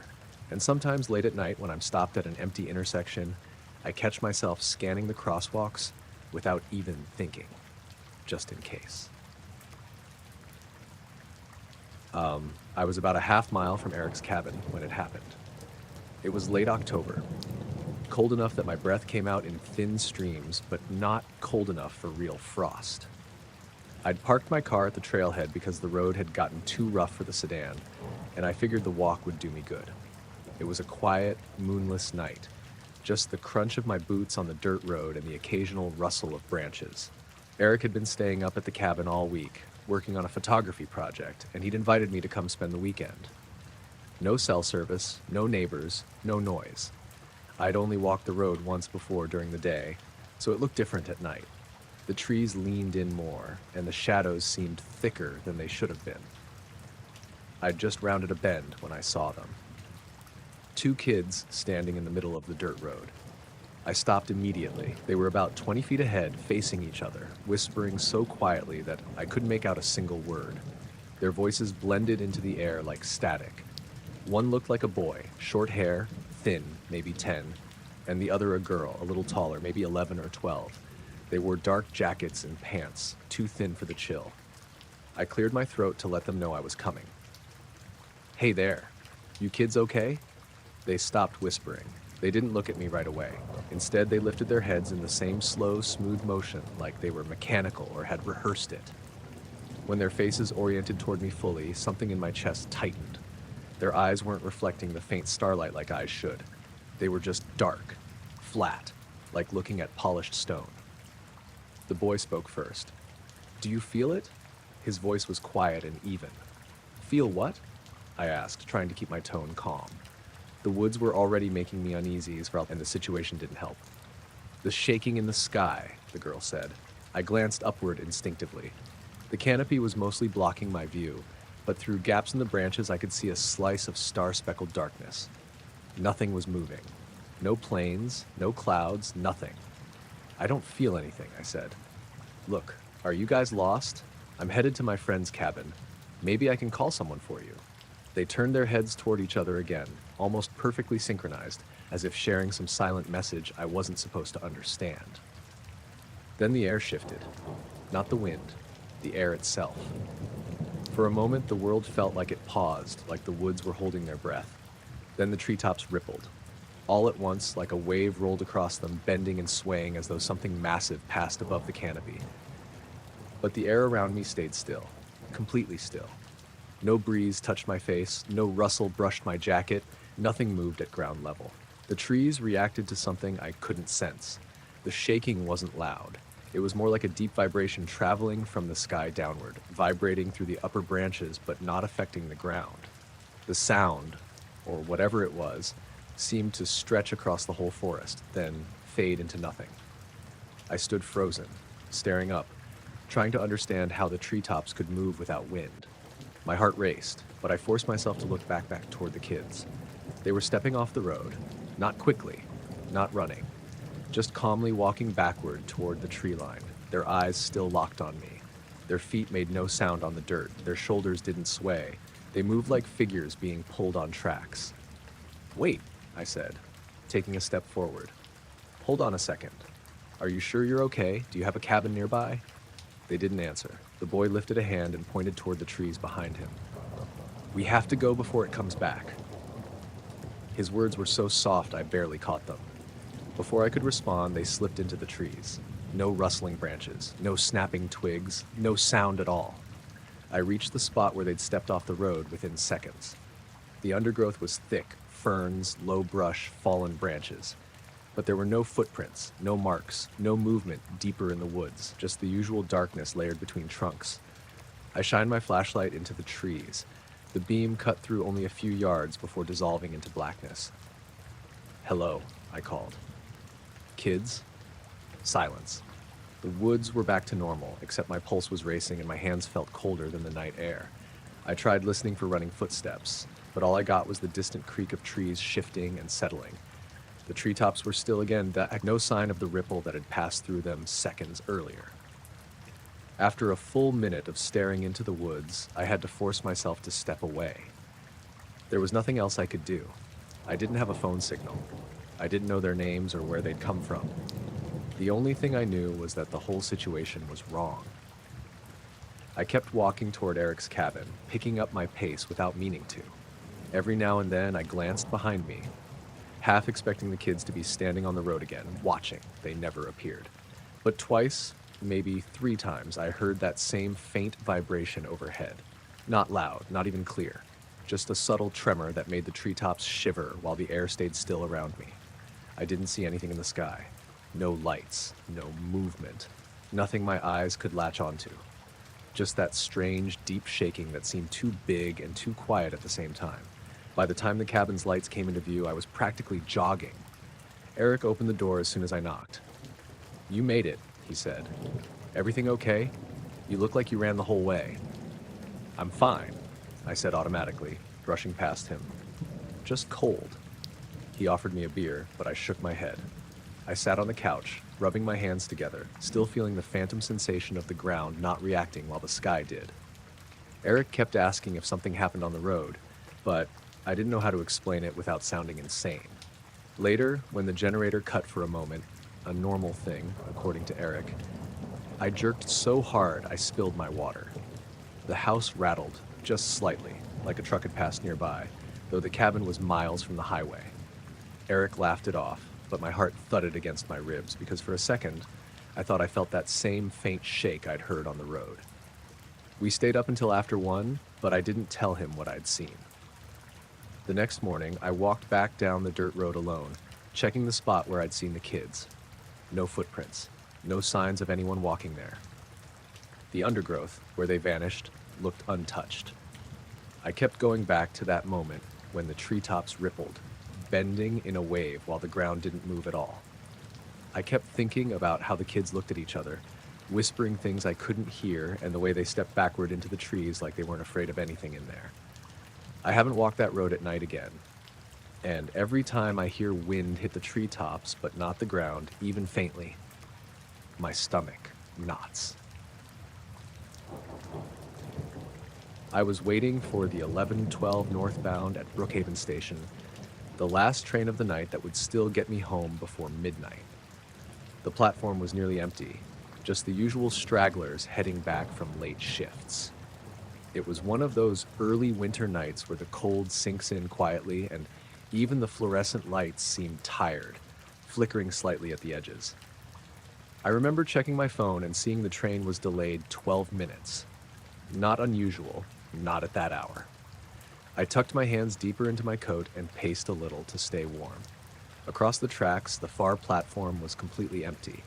Behind it was just a long stretch of dark tree line and the faint outline of the old maintenance road that paralleled the tracks for a mile or so. I didn't notice the kids at first. It was when I sat down on the metal bench that I realized they were standing a few yards to my left. A boy and a girl. Maybe 10 or 11. They weren't talking to each other, they weren't moving at all. They were just standing there perfectly still, both of them looking straight up at the sky. Not glancing, not watching their breath in the cold air, just staring upward, like they were waiting for something to descend. I tried to ignore them, the way you ignore anything strange at a train station that isn't directly your problem. But there was something about their stillness that made it impossible. People, especially kids, don't hold themselves that way. Their posture was too rigid, like they didn't get tired or bored or cold. After a minute or two, the boy pivoted his head slightly toward me, but his eyes stayed on the sky.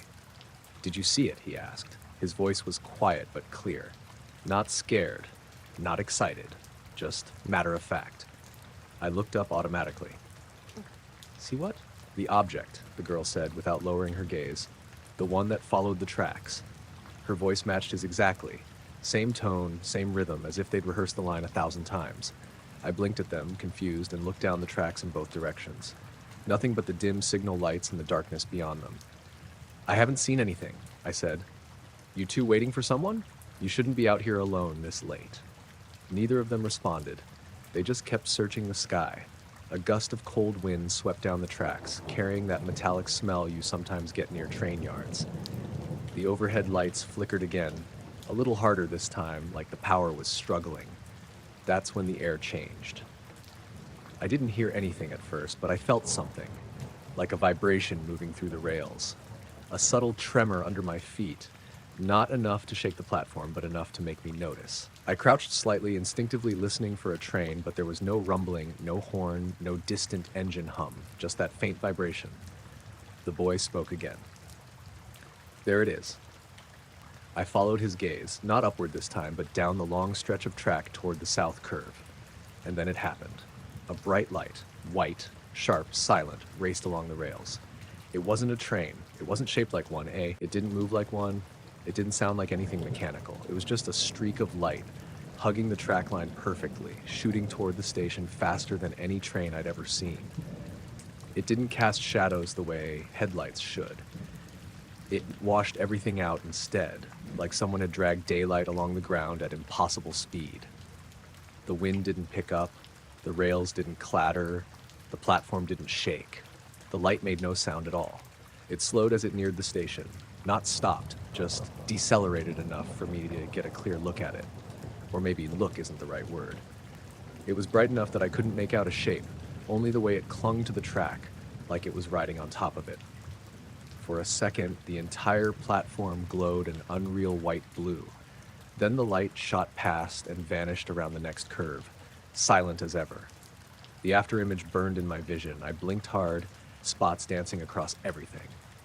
When the world finally settled back into its normal dim colors, I turned immediately toward the kids. They were gone. Not walking away, not stepping onto the train tracks, just gone. The platform was empty except for me. I stood up so fast, the bench scraped against the concrete.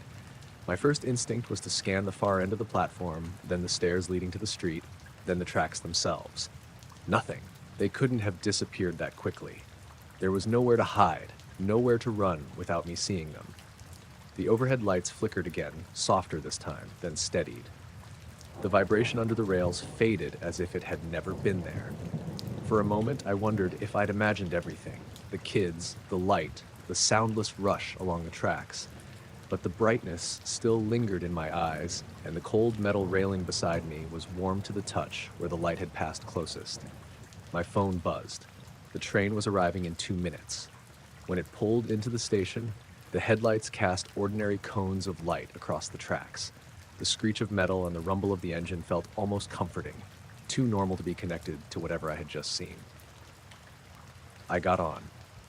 I didn't say anything to the conductor or the one other passenger in my car. I sat down, stared at my own reflection in the window, and watched the dark shapes of trees and warehouses slide by. At one point, maybe 10 minutes into the ride, the lights inside the car dimmed for half a second. Barely noticeable. No one else reacted. The train moved on like nothing had happened. I didn't sleep that night. Every time a car passed outside my window or a plane blinked across the sky, I found myself looking a little too long, waiting for something bright and silent to trace a path across the darkness. And sometimes when I'm standing on a quiet platform late at night, I still catch myself glancing upward, just like those kids did, most of me hoping I never see anything again, but a small part wondering if I will.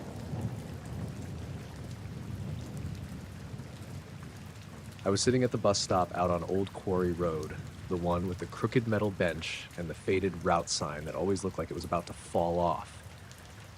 It was around 6:40 in the evening, late enough that the sky had gone that weird purple-blue color you only see in the countryside. I was heading back from my after-school job at the feed store, waiting for the last bus home before my mom started texting me nonstop. It was cold. Not freezing, but the kind of cold that made me tuck my hands into my sleeves. The road was empty in both directions, just fields on one side and woods on the other. No houses close by, no streetlights, just the one dim bulb inside the little shelter, flickering when the wind hit it. I didn't see the kids arrive. 1 second I was alone. The next there were 2 of them standing a few feet away. A boy and a girl, both young, maybe 10 or 11, both pale in a way that looked wrong for kids who should have been running around or playing outside. Their clothes were plain. Dark jackets, dark pants, nothing bright or patterned. They weren't even breathing hard, like they hadn't walked there. They were just suddenly present. I sat up a little straighter. Uh, hey, I said, trying not to sound weird. You guys waiting for the bus too? The girl stepped closer. Her movements were slow, like she wasn't used to having to move her body. Does this bus go toward the light? She asked. Her voice wasn't nervous, but it wasn't curious either. It was flat, like she was asking out of obligation. The light? I repeated. What light? The boy looked up at the sky. His eyes stayed trained on it, unblinking. The one that follows the road. I followed his gaze, but all I saw were low clouds, thick and gray, glowing faintly with leftover daylight. You mean like headlights?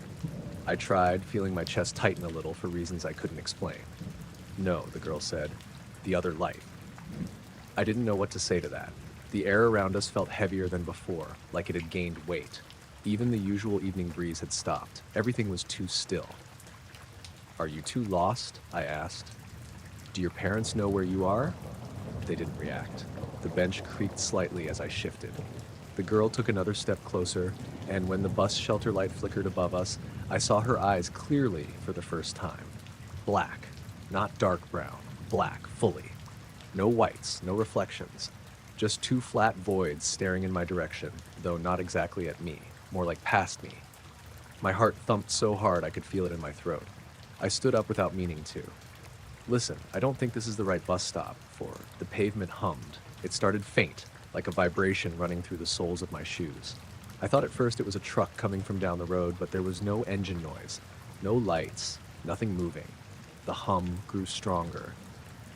The metal bench rattled against the concrete slab. The loose sign above us buzzed like it was going to shake free.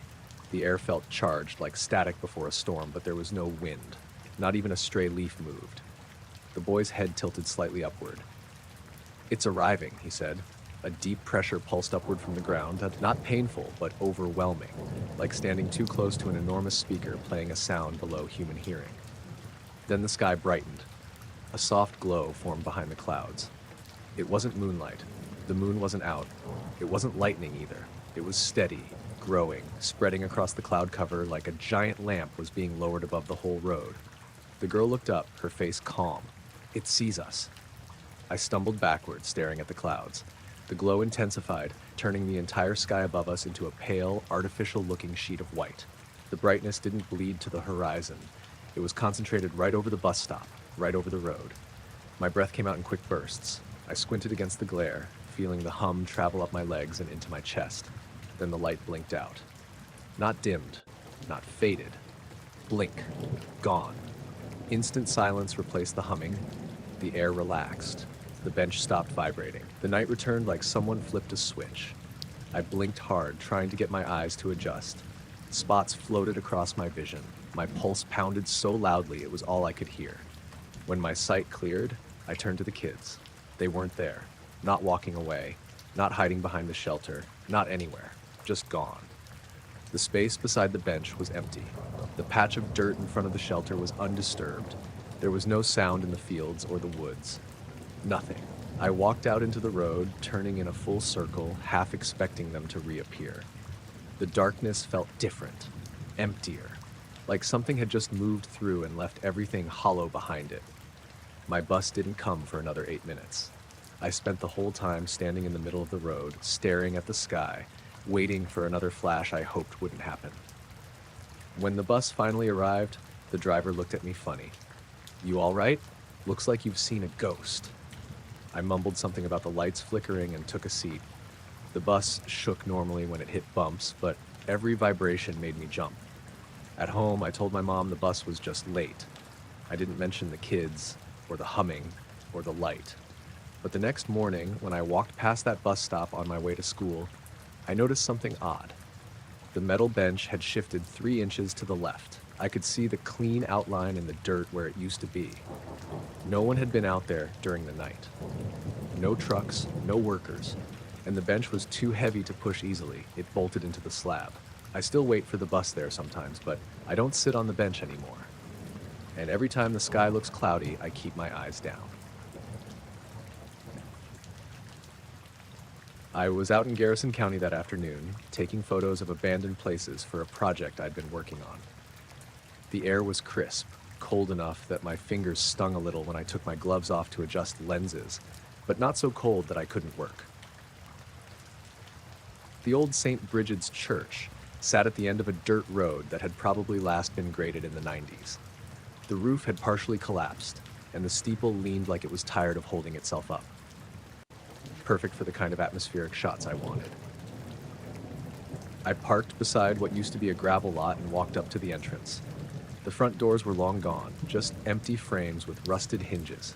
Dust and old leaves coated the floor inside, but the structure still felt solid enough to explore. A long row of broken pews lined both sides, and the sunlight came through gaps in the roof, leaving stripes on the boards. I started shooting right away. Angles of the beams, the old stained glass shards, the warped floorboards. My footsteps echoed faintly, giving the place a hollow, low sound that followed me around. I didn't notice the kids at first. It wasn't until I walked deeper toward the front, where the altar used to be, that I heard something, a soft shuffle like fabric brushing wood. I swung my flashlight to the left out of instinct. 2 kids were standing in the nave, a boy and a girl. Around 10 or so, they stood side by side, both of them staring straight up at the ceiling, where a huge hole had opened in the roof. Bits of old shingles and splintered wood ringed the edges of the opening. Through it, I could see a gray-blue sky. I paused, lowering my camera. "Hey," I called out, trying not to sound startled. "Did you 2 come in with your parents? This place isn't really safe." They didn't respond, didn't even look at me. They kept staring upward, completely still, no shifting feet, no looking around the room, no reaction to someone suddenly talking behind them. I cleared my throat and stepped closer. "Kids, are you okay?" The girl spoke without moving her head. "Are you waiting for the Watchers too?" I opened my mouth, then closed it. "The who?" The boy finally lowered his gaze, turning his face toward me. His movement was too slow, too smooth. "The Watchers," he said. His voice was flat, emotionless. "You came early." I took a step back without meaning to. Something about their expression, no curiosity, no confusion, just this blank expectation, made my stomach tighten. "I'm just here taking photos," I said. "You shouldn't be in here without adults. It's dangerous." They didn't move, didn't answer. I thought about getting them out immediately, taking them by the hand, walking them outside, but something about them stopped me, a heaviness, or maybe hesitation. It felt like if I touched them, something would be wrong. The girl lifted her hand and pointed upward. "It's almost time." I followed her finger and looked up through the hole in the roof. Nothing unusual at first, just the sky, a few pale clouds drifting. Then the light changed. It brightened. Not like the sun coming out from behind a cloud. This was sharper. A white glare poured down through the opening, focused and narrow, like a spotlight shining straight into the church. It hit me square in the eyes, enough to make me squint and take a step back. The light didn't illuminate the walls or the floor. It was targeted, a vertical shaft so bright it looked solid. There was no sound, no rushing wind, no cracking beams, no rumble of machinery. Just that intense beam of white light spilling down from a sky that looked empty a moment before. I shielded my eyes with one arm and stepped behind a pew. "Hey, get away from that," I called to the kids, trying to see them through the glare. "Move back." The light flickered once like a shutter closing and opening, and then it was gone. Instantly. The church fell back into its dim, dusty quiet, the stripes of normal sunlight returning through the roof gaps. I lowered my arm, blinking away after images. I looked back to where the kids had been standing. They were gone. Not hiding behind a pew, not running toward the door. Just gone. I walked straight to the spot where they'd been. The dust on the floor wasn't disturbed. No footprints, no small shoe prints leading toward the aisle or the entrance. The air was still cold and heavy with that old book smell abandoned churches always seem to have. I circled the whole nave, calling out, "Hello," and "Kids, where'd you go?" But my voice echoed back at me with nothing else behind it. I even checked behind the fallen beams and looked between the pews. Nothing. I stepped out into the aisle, trying to reason through it. Maybe they slipped out while the light blinded me. Maybe they lived nearby and used this place as a hideout. But the church was open enough that I should have heard footsteps, even light ones. I walked outside and circled the exterior. The dirt around the building had thin patches of old grass, but no footprints, no trail, no broken brush. I stood there a long minute, staring up at the roof. The sky was calm again, pale clouds drifting lazily, nothing above the church.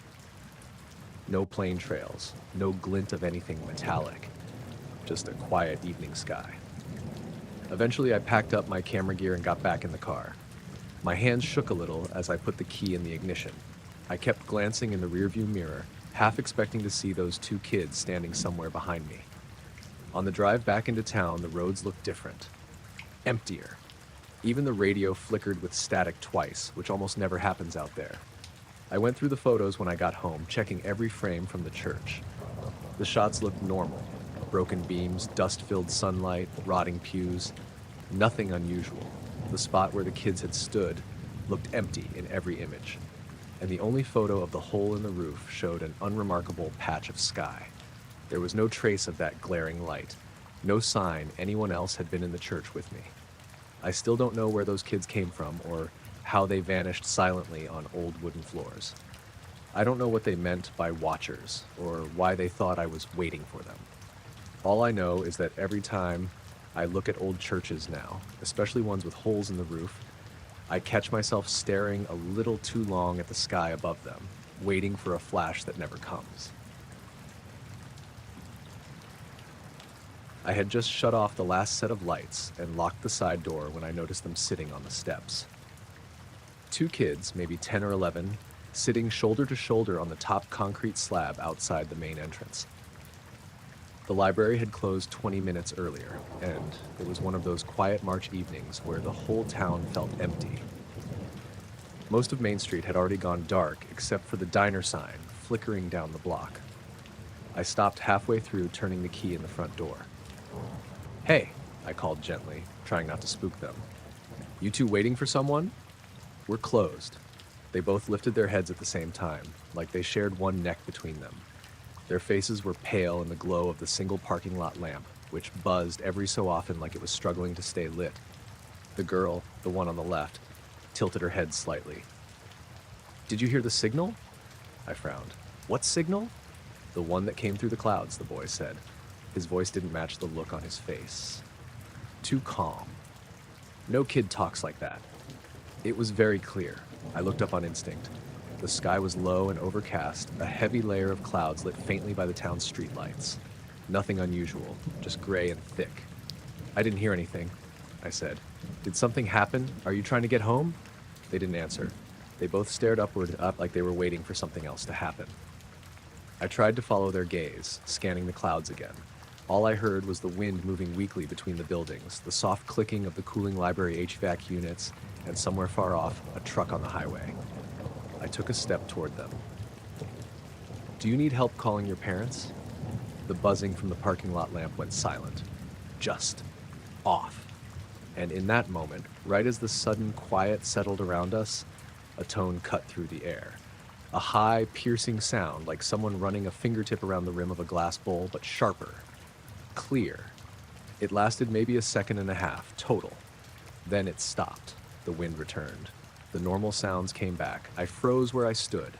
My ears rang. The kids lowered their heads in perfect sync and looked at me. "That was it," the girl said. I opened my mouth, but nothing came out. I didn't know what I was supposed to say. I glanced up again, half expecting some kind of plane or weather thing, or I don't know. Something. There was nothing. Just the same flat, heavy clouds. The kids stood. Not like tired kids dragging themselves upright. They rose straight up, smoothly, like they were lifting themselves together. Their movements matched exactly. First the shift forward, then the straightening of their legs, then the way they placed their hands at their sides. I took another step back toward the door without meaning to. "Hang on," I said quietly. "Where are your parents?" They didn't answer me. They started walking side by side down the steps. Their footsteps were nearly silent on the concrete. They moved past me without looking my way, their eyes fixed on the far corner of the building where the sidewalk wrapped toward the alley. "Wait," I said again, more firmly this time. "I can help if you're lost." The boy paused for half a second. He turned his head, not toward me, but toward the sky beyond the library roof. His eyes were so dark I couldn't tell where he was actually looking. No glimmer of light reflecting back. No visible iris, just black. The girl's eyes were the same. I didn't breathe for several seconds. I don't know why, but seeing that detail, really noticing it, hit me in a way none of the other weirdness had. Something in my mind tried to explain it away. Contacts, shadows, the streetlight angle, but none of that fit. Before I could say anything else, they walked around the corner together, still in that strange, perfectly matched stride. I hesitated only a moment before hurrying after them. Part of me felt responsible. Part of me just needed them to be normal kids with a weird sense of humor, and for all of this to make sense again. The library's brick wall stretched along the sidewalk, and I rounded the corner fast enough that my shoes scraped on the concrete. The alley was empty. No kids, no voices, no footsteps. Just the dumpsters, the recycling bins, and the back door that only staff used. It wasn't a long alley either, maybe 30 feet. If they'd run, I would have heard it. If they'd kept walking, I would have seen them at the end of it. There was nowhere else for them to go unless they ducked behind a dumpster. But I checked. Nothing. I walked slowly back toward the corner, heart pounding in my throat. The whole town felt muted. Even the diner sign had finally gone dead, leaving Main Street washed in the cold glow of a few old lamps. The parking lot light next to the library flickered, buzzed hard once, then steadied again. I finished locking the front door and took a long look at the steps. A thin layer of dust from the construction next door usually settled there, light enough to show footprints. But the concrete was smooth, no prints, no smudges, nothing disturbed. I forced myself to walk to my car. My hands shook so badly I dropped my keys once. The inside of the car smelled like old coffee, and the cleaner we used at work, familiar and normal, but I couldn't shake the feeling I'd brought something with me. Not physically, but like something was hovering just out of sight, waiting for me to acknowledge it. As I reversed out of the lot, the radio cut out for half a second, dead silent, then came back with a burst of static before settling into the usual late-night talk show. I shut it off immediately. I didn't see anyone else on the drive home. Not a single pedestrian, not a single car, just empty streets. When I pulled into my driveway, I sat for a moment before getting out. I looked up at the sky again, not expecting anything exactly, but unable to stop myself. The clouds hung low and unmoving, the same dull gray blanket as before. No lights, no tones, nothing strange. But when I closed my front door behind me and leaned against it, letting the quiet of the house surround me, I realized something. My ears were still ringing, just faintly, right at the edge of hearing, like the tone from earlier had left a trace behind. I tried to sleep that night, but kept waking every hour, convinced I heard something outside, a subtle hum, a flicker of movement, a shift in the air. The next morning, everything was normal again. Cars on the street, kids walking to school, people talking loudly in the coffee shop next door. I unlocked the library at 9 and pretended the previous night never happened. I didn't see those kids again. But sometimes when I close up and the parking lot lamp flickers and the town gets too quiet and the clouds hang low over Main Street, I think about the way they asked their question, as if they expected me to say yes. I pulled into the Overlook, mostly because my legs were cramping. I'd been driving since late afternoon, heading from Boone down toward Asheville, and the winding mountain roads always wore me out more than I expected. By the time I reached the turnout, the sun had already dipped behind the ridge, and the valley below was dark except for a few scattered porch lights way off in the distance. The Overlook was empty. No other cars, no hikers, no one taking pictures. Just my headlights sweeping across the wooden guardrail and the informational sign about the altitude. I killed the engine and stepped out, stretching until my back cracked. That's when I noticed the kids. Two of them, leaning against the guardrail a little to the left of the sign. A boy and a girl, both maybe 11 or 12. They were facing the valley, not moving, not talking, just staring down into the dark like they were waiting for something to happen. I hadn't seen them when I pulled in. They weren't near my headlights. They must have been standing perfectly still in the shadows. The thought made me uneasy without me knowing why. "Hey," I said, trying to sound friendly. "You guys out here alone?" Neither of them turned around. Their posture didn't change at all. I stepped a little closer, hands shoved in my jacket pockets. The temperature had dropped fast, and the air had that sharp mountain bite to it. I couldn't imagine any parent letting their kids stand around in the cold like this. "You two okay?" I asked. They both turned their heads toward me at the same time. Not quickly, not jerkily, just two perfectly matched. The girl spoke first. "Did you feel it?" "Feel what?" I asked. "The dip in the sky," the boy said. "When the stars shifted." I let out a nervous half laugh. I must have missed that." The girl pointed upward without looking away from me. "They moved wrong." I followed her gesture, glancing up at the sky. The stars were bright, clearer than I'd seen in weeks. The Milky Way stretched across the darkness, sharp and almost glittering. Nothing looked out of place. I didn't know what dip in the sky was supposed to mean. "I think everything's where it should be," I said. "You guys camping around here or something?" "We were waiting," the boy said. "For who?" They didn't answer. They both turned back toward the valley in the same slow but synchronized motion. I stood there for a moment, not sure what to do, shifting my weight from foot to foot. The wind picked up and blew across the overlook hard enough that I zipped my jacket to my chin. The kids didn't react to the cold at all. No shivering, no shoulders hunched up, nothing. "Look," I said finally, "if you're lost, I can call someone. Park rangers or..." The girl interrupted me. "Watch." I didn't know if she meant her, or the valley, or the sky. I followed their gaze down toward the trees anyway. At first, everything looked normal. The forest spread out below us like a dark ocean. No movement, no sound except the wind. Then something changed. A faint line of light appeared across the treetops. Not bright, just a pale, shimmering band, like someone had laid a glowing thread across the ridge. It stretched from left to right, too straight to be moonlight, too even to be headlights or a spotlight. It hovered there for a moment, unmoving. Then it rippled. The ripple traveled across the forest like a heat wave rising off asphalt, except it wasn't rising. It was moving horizontally, sliding along the tops of the trees with total silence. Every branch it passed seemed to waver, but the trees themselves didn't bend. It was like the air between me and the valley had shifted out of sync with itself. The hair on my arms stood up. "What is that?" I whispered. Neither kid spoke. The ripple continued across the valley, slow but steady, until it reached the far ridge and disappeared behind it. The light faded with it. The forest fell still again. I exhaled shakily. I hadn't realized I'd been holding my breath. When I turned to look at the kids, they were gone. Not walking away, not hiding behind the sign. Just gone. There was nowhere for them to go. The overlook was a flat semicircle of asphalt, with a guardrail on one side and a sheer drop into the valley on the other. My car was the only vehicle there. If they'd run, I would have heard their footsteps. If they ducked behind anything, I would have seen them. I stepped forward and looked over the guardrail, shining my phone flashlight down the rocky slope. Nothing. Just cliffs and trees and darkness. It wasn't the kind of place anyone, let alone two kids, could climb down without breaking bones. I backed away slowly, scanning the area again. The informational sign, the trash can, the asphalt turnout. Nothing moved. Nothing looked disturbed.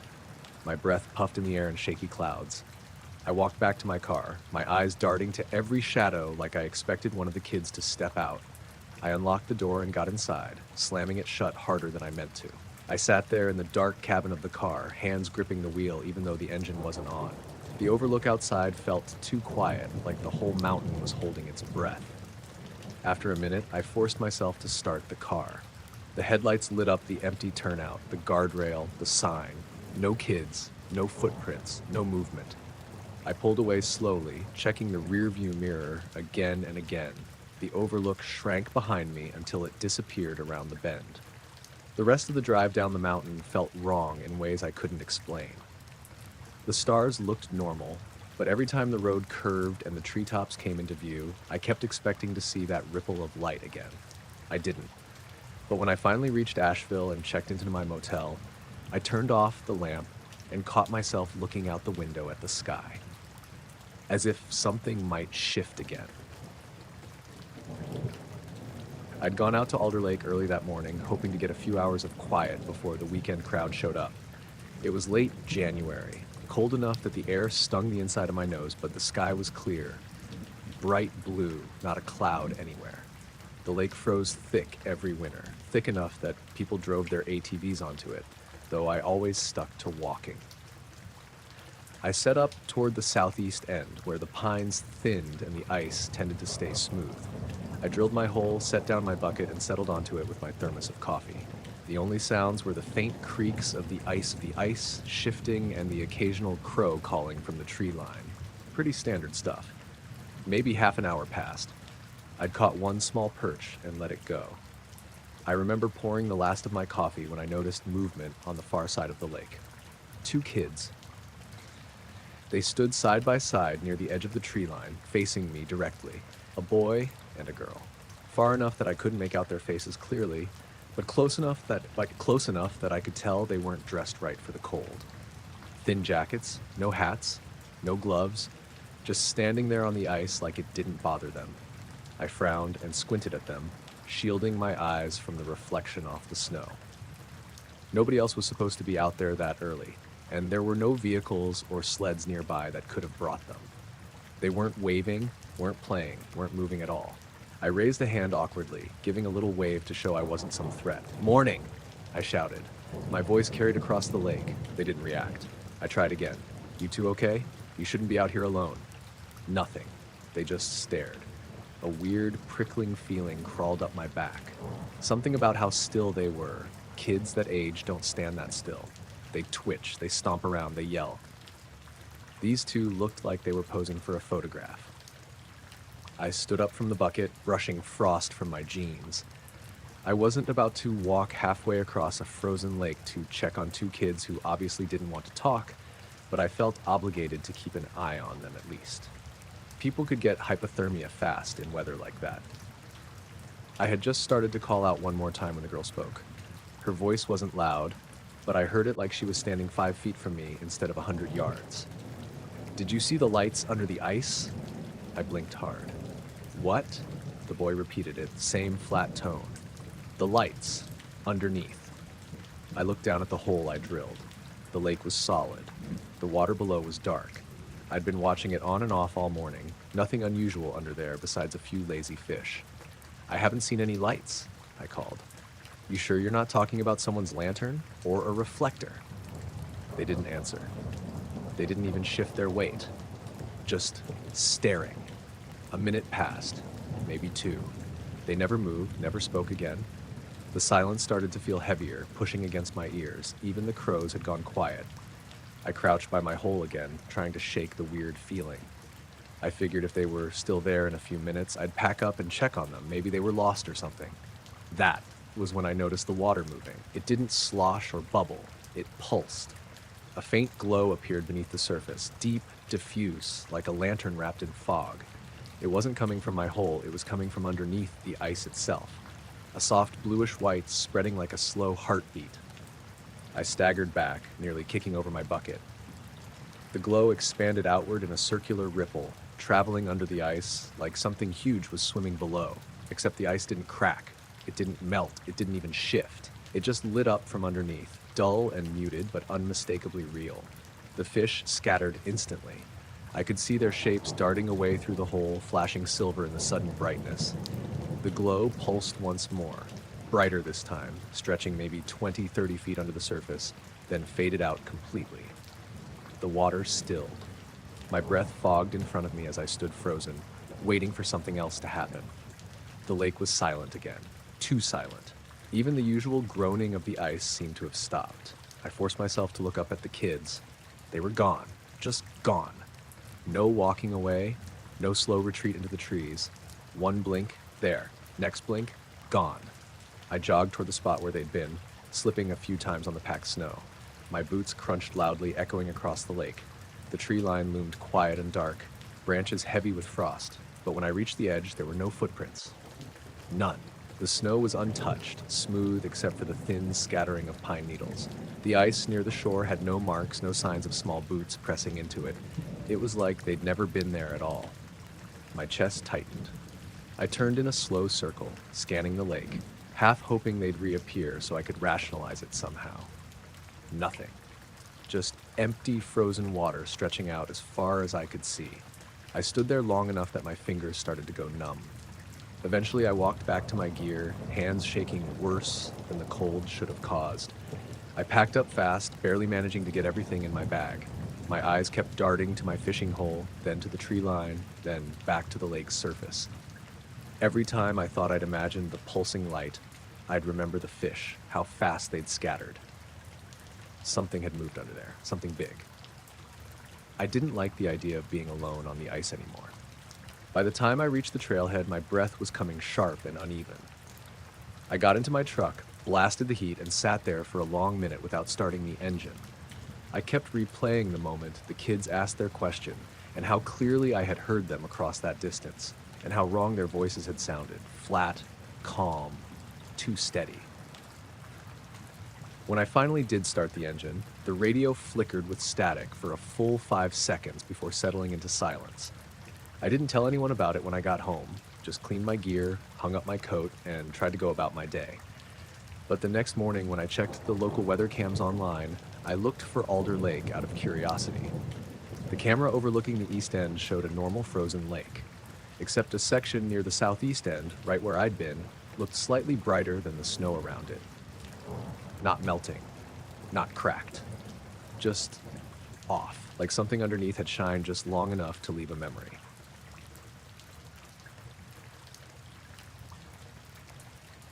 I had just tied off my skiff when I noticed them.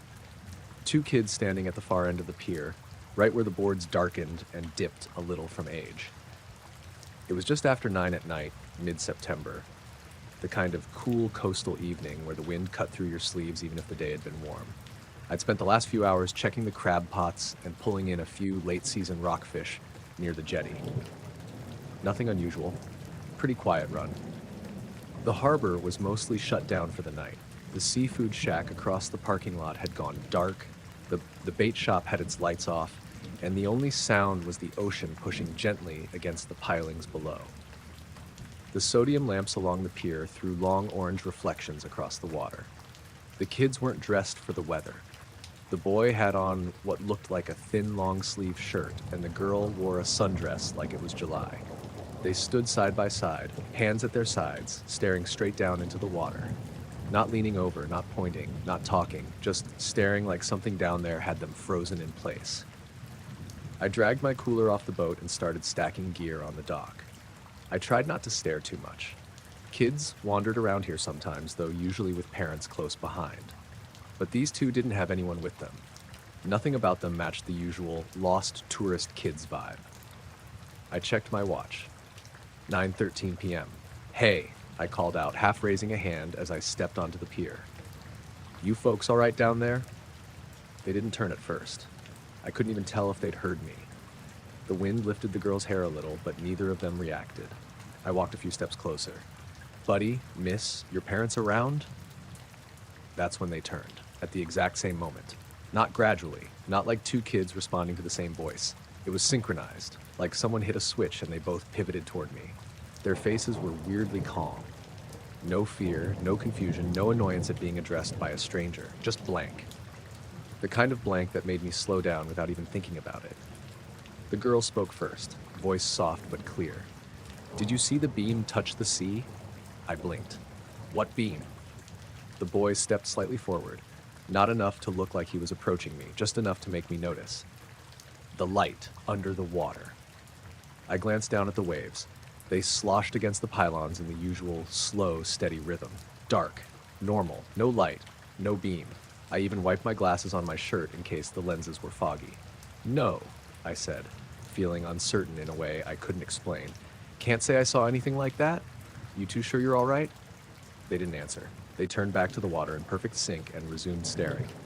Something about the way they did it, the stillness, the quiet, made the whole area feel wrong. The wind had died down, the water seemed too calm. Even the distant gulls had gone silent. I kept unloading my stuff, glancing over now and then. The kids didn't move, not even a shift of weight or a scratch of the face. Nothing.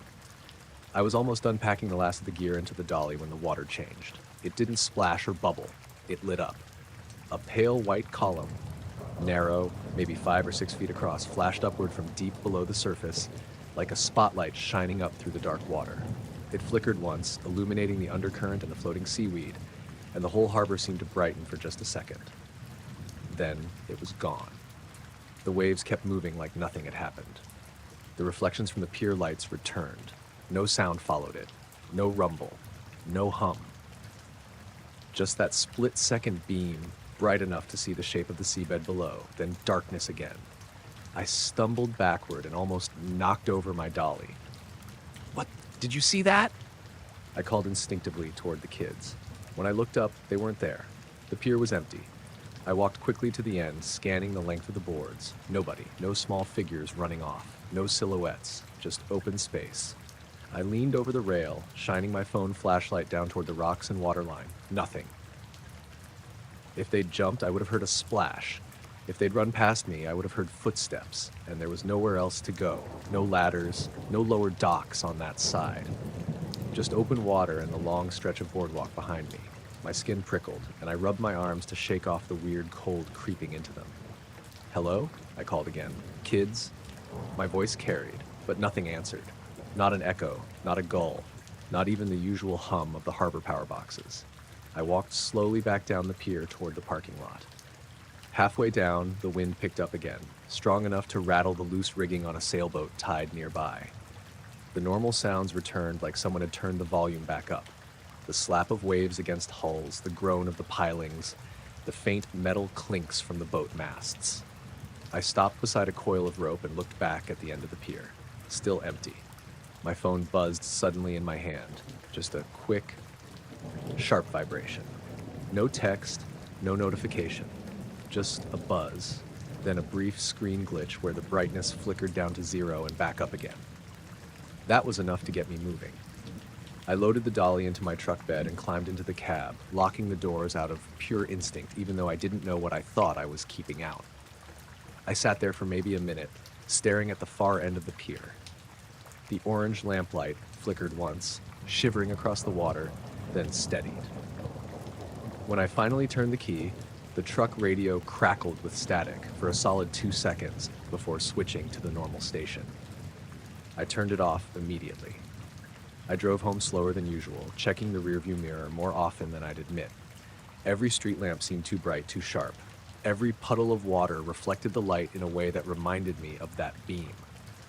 At home, I parked in the driveway and took one last look toward the harbor, even though it was miles away and completely out of sight. The weird thing was, I couldn't shake the feeling that if I'd stayed on that pier a little longer, the kids would have come back, and maybe the beam too. But I didn't go back. Not that night. And every time I unload gear after dark, now I make a point of checking the water first, just to be sure there's nothing glowing underneath. I was about a mile into my usual morning run when I first saw them. It was just after dawn, that pale gray light where the world isn't fully awake yet. The fog hadn't burned off either. It lay low along the river like a flat sheet drifting between the reeds and the rocks.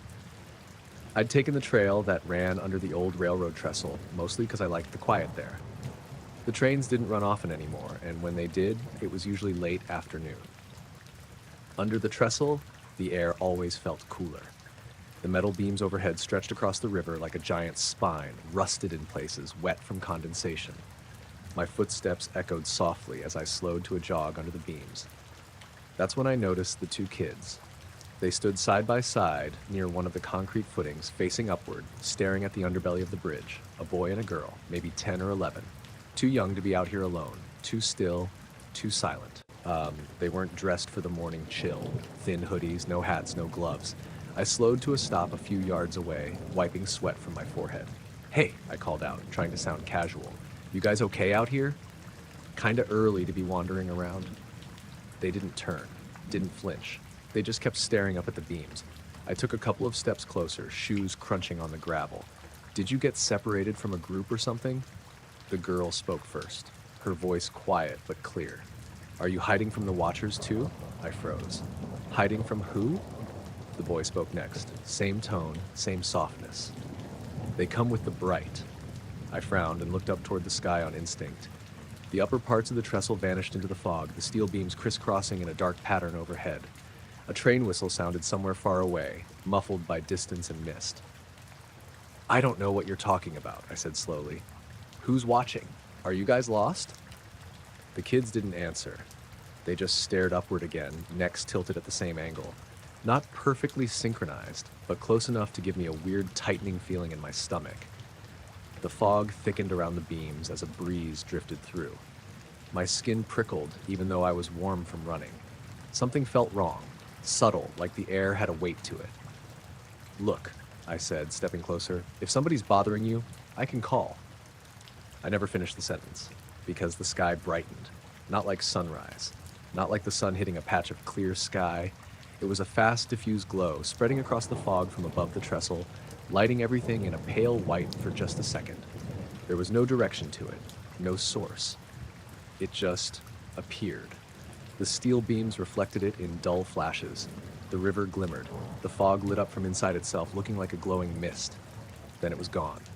The echo of the moment hung in the air, though, an aftertaste of brightness. I blinked hard, trying to adjust. The kids hadn't moved. They were still staring at the beams, but something about their posture seemed different, tighter, more focused. "What was that?" I asked out loud, mostly to myself. Neither of them looked at me. I swallowed, adrenaline starting to spike. "All right, seriously, what's going on? Do you..." A train horn blared again, much closer this time. The echo under the trestle made it sound like the noise was right on top of us, even though the tracks overhead were empty. I flinched. The kids didn't. The girl finally turned her head toward me. Her eyes were pitch black, not dark brown, not shadowed. Black, flat and reflective like the river before sunrise. "You shouldn't be here when it looks for you," she said. My chest tightened, a sudden rush of cold running through me. "Okay," I said softly. "Okay, I think I'm gonna call someone." The boy lifted his chin slightly, still not looking directly at me, just upward. "It watches from the bright." My fingers brushed my phone in my pocket, but I didn't pull it out.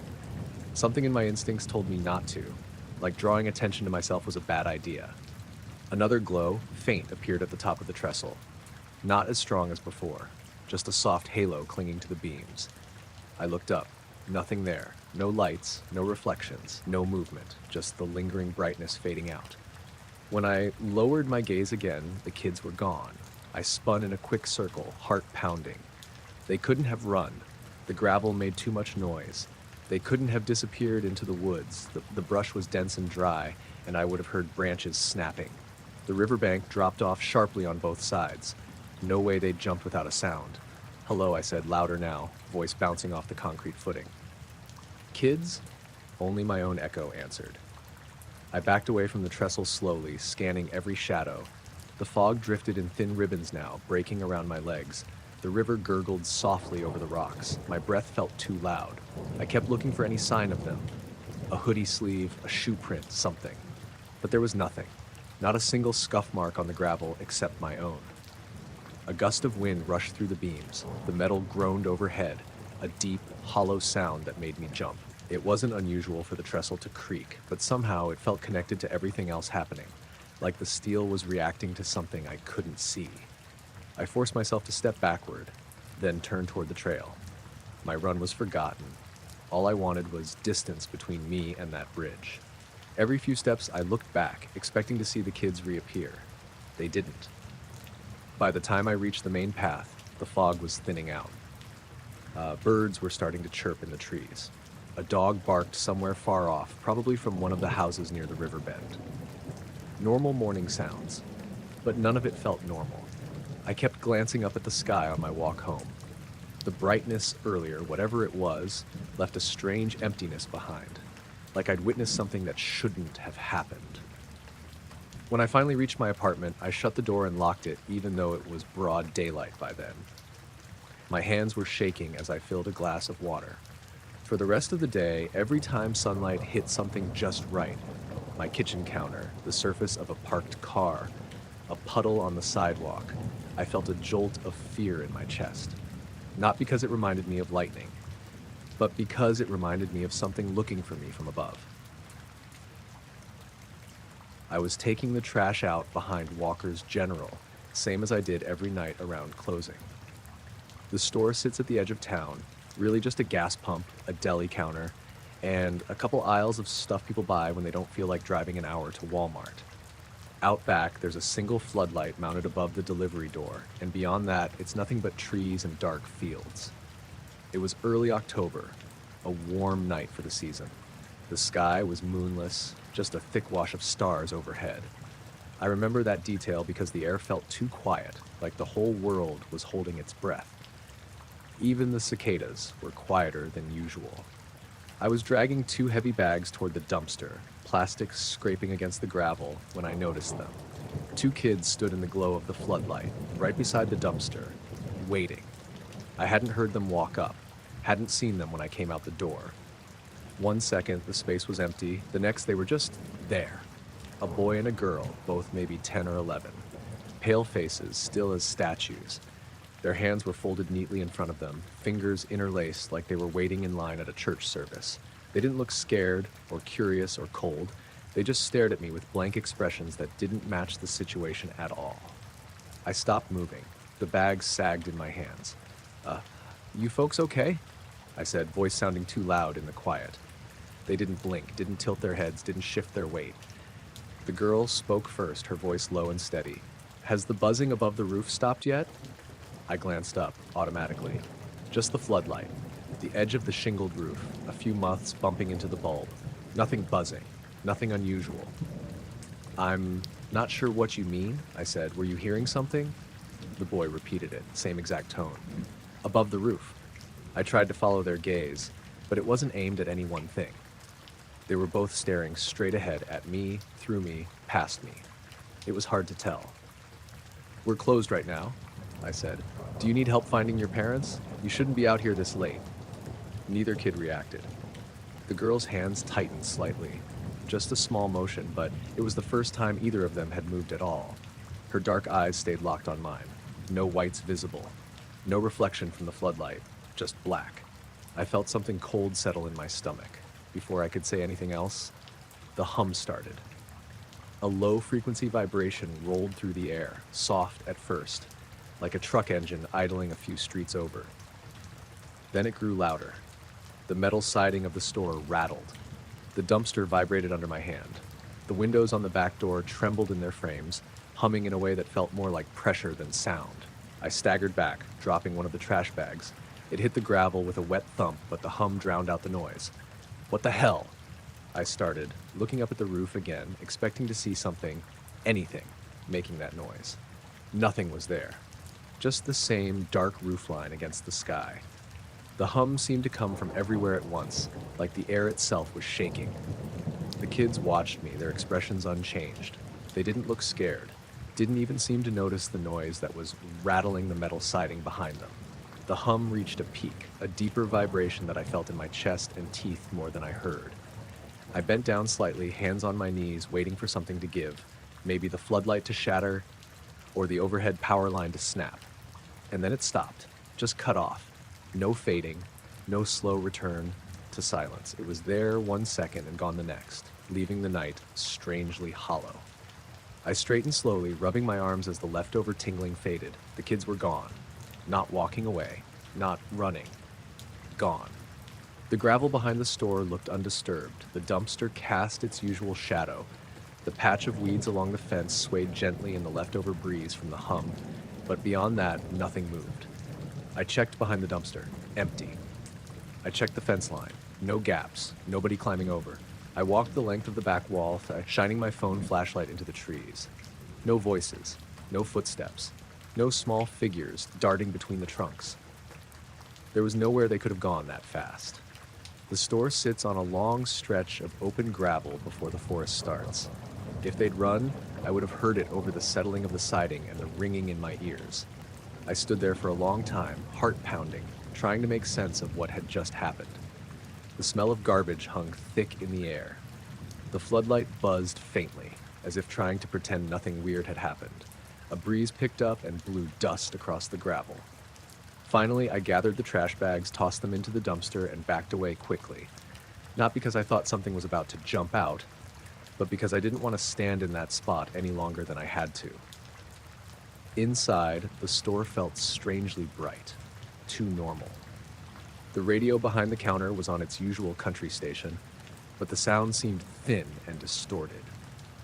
I locked the back door and checked it twice. When I finally got into my truck and drove home, The radio cut out a couple of times, just brief static bursts. Every time it did, I found myself glancing at the rearview mirror, half expecting to see two small shapes sitting in the bed of the truck, hands folded. The next morning, I came in early to meet the bread delivery guy. Out of curiosity, I walked behind the store again. Nothing looked disturbed. No footprints except mine. No signs that anyone had stood there at all. But when I looked up at the roof, something caught my eye.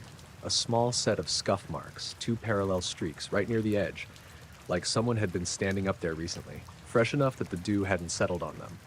I told myself it was probably just a raccoon, but I didn't take the trash out alone for a while after that.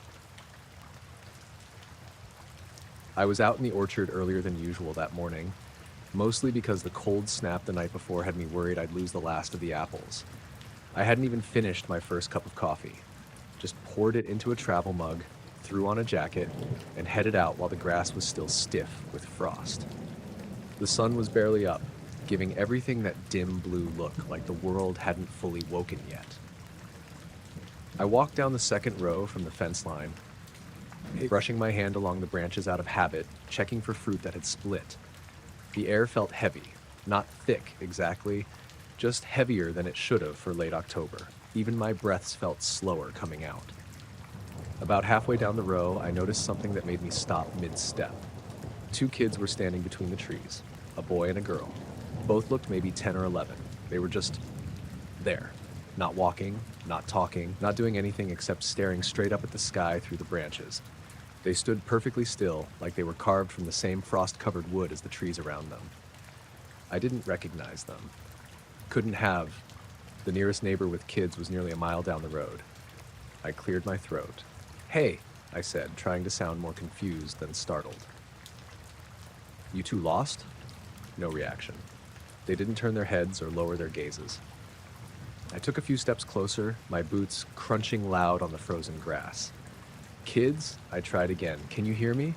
The girl finally spoke, but she didn't look at me. Her voice was soft and calm, like she was reciting something from memory. "Did you hear them pass overhead last night?" I stopped dead. "Who?" The boy answered this time, same tone. "They were bright." That was it. No explanation, no questions for me, no normal hi, or "we're looking for our dog," or whatever a kid might actually say to a stranger in a field before sunrise. They didn't even glance in my direction. I opened my mouth to ask another question, but something moved above us. Not the wind, not an animal, a shimmer. It rippled across the shadows on the branches like someone dragging a clear sheet of glass through the air. Just a thin distortion, bending the lines of the branches for maybe half a second before vanishing. It didn't make a sound, but it changed the light enough that I felt it more than saw it, the way you feel a sudden shadow pass overhead. I stared upward, heart hammering, but the sky was empty, just pale clouds and the beginning of sunlight on the eastern side. I looked back at the kids.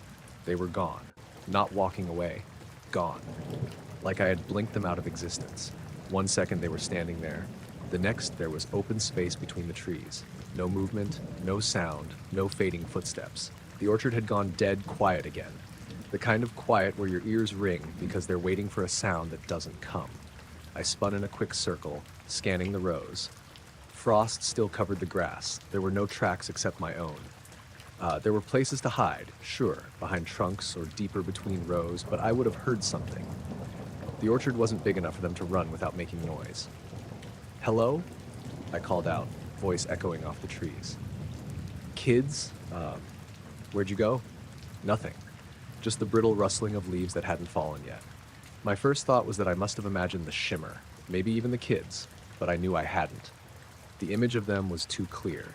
The girl's brown coat, the boy's pale blue hoodie, their bare hands too thin for the temperature, and their faces. I hadn't noticed anything odd at first, but now that I replayed the moment, something about their eyes bothered me. Like they were too dark, not reflective at all. Like they absorbed the little bit of morning light instead of catching it. I tried to shake that thought off and walked farther down the road to look behind the next set of trees. Still nothing. I checked behind every trunk, ducked under low branches, even jogged to the end of the orchard where the old fence line was half fallen over. No kids, no footprints, no movement, just silence. thick, cold silence that felt pressed up against my ears. I pulled out my phone to call my neighbor, thinking maybe his grandkids had wandered down the wrong road before sunrise, but the screen blinked twice, bright to dim, like the brightness setting was malfunctioning. Then the whole thing froze on my lock screen, clock stuck at 6:13. It had been 6:13 when I left the house. I tried to reset it, but it wouldn't respond. I pocketed it and kept walking, more unsettled than before. I hadn't been in the orchard that long, 5 minutes maybe, 10 at most, but something about the light made me feel like more time had passed. The frost didn't look as solid anymore. It had softened, like the sun had been up longer than it should have. Halfway back to the house, the air changed again. The same shimmer, only bigger, rolled across the tops of the trees, bending sunlight in a slow wave. It passed from the far end of the orchard to the fence line in maybe 3 seconds. Still silent, still impossible. I froze in place, my breath hung unmoving in front of me. Nothing followed the shimmer, no sound, no movement, just another wave of stillness. I didn't wait around after that. I walked quickly back toward the house, my boots leaving dark prints in the thawing frost.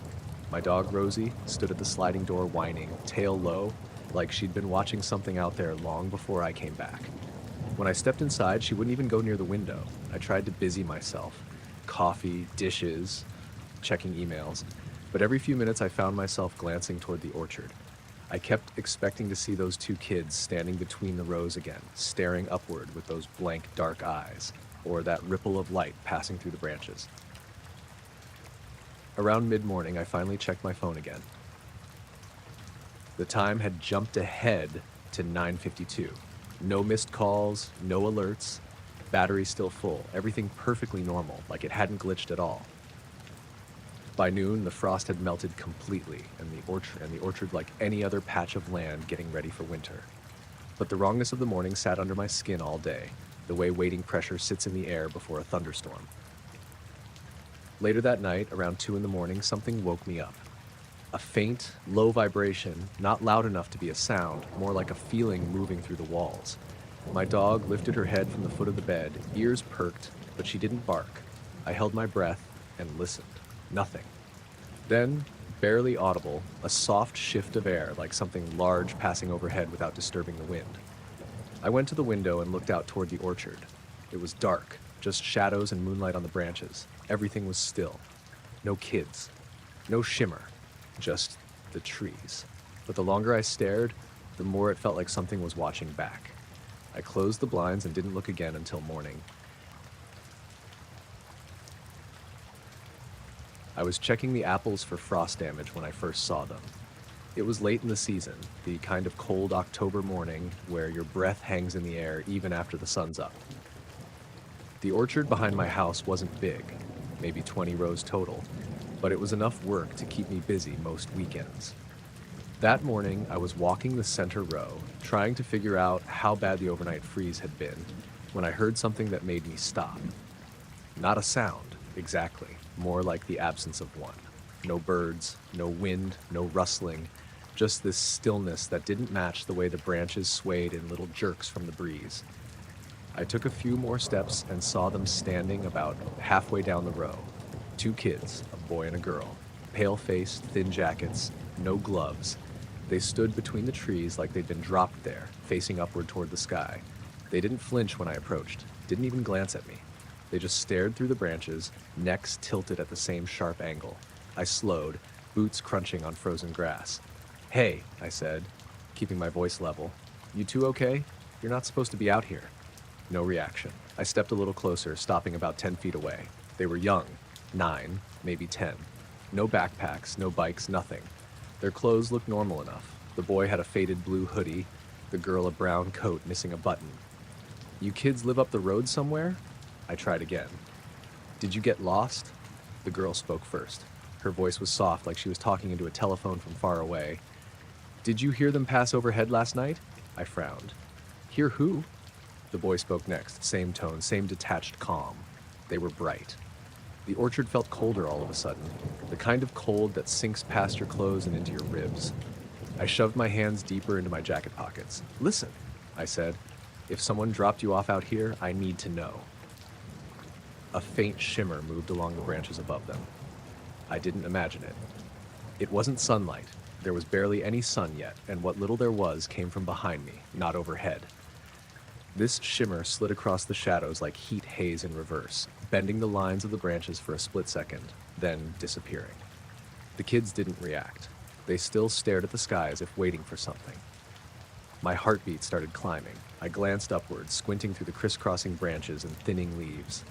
Nothing but a pale morning sky, the kind with a thin layer of ice crystal clouds you sometimes see before a cold front. "You kids need to come with me," I said. My voice sounded more strained than I wanted it to. "I'm calling your parents. This is private property, and it's not safe to." I blinked. They were gone. Just gone. I spun in a circle, breath puffing out in sharp bursts. They couldn't have moved quietly. The grass was crunchy. Every step I took made noise. There were no tracks between the rows except my own. The orchard was flat and open. There was nowhere to hide. No rustled branches, no snapped twigs. Nothing. "Hello?" I called out, voice echoing faintly through the trees. "Kids?" Only the wind answered. Finally, like it had been waiting for them to leave before moving again. The branches rattled softly. I walked deeper down the row, scanning between trees, checking behind trunks, even looking for running tracks in the frost. Nothing. My breath came faster, fogging up in front of me. The cold pressed in tight around my shoulders. I tried to think rationally. Kids don't just vanish. They'd probably run when I blinked and I just didn't hear them. Maybe they'd cut between rows and bolted toward the road. Maybe they were playing some stupid prank. But none of those explanations fit. There had been no footfalls, no rustling, and that shimmer, whatever that had been, didn't feel like part of the normal world. I walked the entire orchard, row by row. It took maybe 20 minutes. The frost clung to the grass and the apples, some of which had split open from the cold. When I reached the far end, I turned back and scanned the entire place again. Still nothing, just trees and fading morning fog. My phone buzzed in my pocket, startling me. I pulled it out and saw the display flash twice, bright, then dim, like it was struggling to decide its own brightness. I checked the time. 6:42 a.m. When had I left the house? I tried to backtrack in my head. I thought it had been around 6, maybe a little after, but it felt like more time had passed than 20 or 30 minutes. The air had that heavy, slightly underwater feel, like I'd stepped out of a dark theater into bright daylight too fast. I shook it off and headed back toward the house. Halfway there, something made me stop again. A ripple, no sound, just a ripple, moved across the orchard. I saw it from the corner of my eye. It shimmered across the branches like before, bending the shadows in a smooth wave from left to right, like something transparent had glided over them at head height. I snapped my gaze toward it, but it had already vanished. "Okay," I muttered to myself. "I'm done." I walked faster. The silence behind me felt wrong, not threatening, just watchful, like the orchard was listening. When I got back to my house, I went straight inside and locked the door behind me. My dog Penny trotted over and nudged my leg, whining like she sensed something off. I scratched behind her ears with shaking fingers. The house felt colder than usual. I checked the thermostat, normal, but the air still felt wrong, charged in a way I couldn't define. I poured coffee into a mug and stood at the kitchen window, staring out at the frost-covered rows. From a distance, the orchard looked peaceful, completely ordinary. I tried to convince myself I'd imagined the shimmer, or misheard the kids, or overreacted because it was early and cold and I hadn't slept great. But the way they'd spoken, the way they hadn't reacted to me or the cold or anything, that kept replaying in my mind. And their eyes. I didn't notice it in the moment. Maybe it was the dim light. Maybe I wasn't looking directly at them long enough. But thinking back, there was something off about their eyes, like they had no shine, no reflection, just flat darkness that didn't catch the morning light at all. I stayed inside for the rest of the day, checking the orchard from the window every hour or so. Nothing happened, no shimmer, no movement, no sign of the kids. But that night, lying in bed, a strange thought kept creeping in. What did they mean by "heard them pass overhead last night"? I tried not to think about it too much. Still, I kept waking up, convinced I'd heard something moving low across the sky. And every time, the orchard outside my window seemed a little too still. I was out on the Ridgeback Trail that afternoon, a little later than I planned. The weather had been off since morning, overcast but warm. The kind of warm that didn't feel tied to the air so much as coming from the ground itself. I'd hiked that route more times than I could count, but I'd never seen it quite so still. Not much wind, not many birds, even the insects seemed quieter. I figured I had enough time to make it to the old fire tower and back before dusk. The tower had been decommissioned years ago, left to rust into the ridge. Its metal frame stuck out above the tree line like a skeleton. I always liked the view from up there, though I never climbed the stairs past the halfway point. They creaked in a way that didn't inspire confidence. I was maybe a quarter-mile from it when I noticed the change in the air. It felt thicker, heavier. I slowed down without meaning to, listening for something I couldn't name. The forest had that weird hush it sometimes gets before a storm, except the sky hadn't darkened at all. I rounded a bend, stepped over a fallen branch, and saw the tower rising up ahead, and two kids standing at its base. They stood side by side, almost shoulder to shoulder, heads tilted sharply upward as if staring at the top platform. A boy and a girl, maybe 10, 11. Not dressed for hiking, thin sweaters, jeans, sneakers that looked too clean for the trail. Their arms hung straight down at their sides, fingers still, too still. I stopped a good 30 feet back. Tanner wasn't with me. I only bring him on the lower loops, so I didn't have a barking dog to alert them. For a moment I thought maybe they were with some nearby group or a family I hadn't seen, but there was no one else around. The trail behind me was empty, and the one ahead curved tightly around the tower, making it obvious no one else was in sight. "Hey there," I called gently. "Everything all right? You two up here with someone?" They didn't turn around, didn't react at all. Their gazes stayed fixed upward, necks still as statues. I stepped off the trail and walked closer, boots crunching the old pine needles. "Kids," the girl spoke first, voice quiet but clear. "Did you feel the calling?" The boy followed, same tone, same cadence. "Through the trees." I stopped dead. "The what?" Neither moved. Neither blinked. They just stared up at the rusted platform like something important was happening above them. I followed their gaze, scanning the tower from bottom to top. Nothing. Just the usual flaking paint, bent metal, and the faded outline where the old radio dish had once been bolted. Nothing moving. Nothing shining. Just stillness. That was when the sound started. A faint tone. High and thin. Like a tuning fork being struck far away. Except, it wasn't far. It wasn't coming from the tower either. It felt like it came from everywhere at once, moving through the air in a steady hum. Not loud, but deep enough that it buzzed in my teeth. I swallowed hard. The kids didn't react to the sound at all. They stayed frozen, heads still angled upward as if something invisible hung above the platform. The tone rose slightly, dipping again, almost like it was searching for a particular pitch. I pressed a hand to my chest, suddenly aware of how fast my heart was beating. "Kids," I said, taking a small step backward. "If someone's messing around up there, we should all move back. That tower's not safe. You really need to." The tone cut off instantly, and the silence that replaced it felt wrong. Too sudden, too complete. I blinked, adjusting my eyes to the quiet. When I looked back at the kids, they were gone. Not running into the trees, not ducking behind the tower, just gone.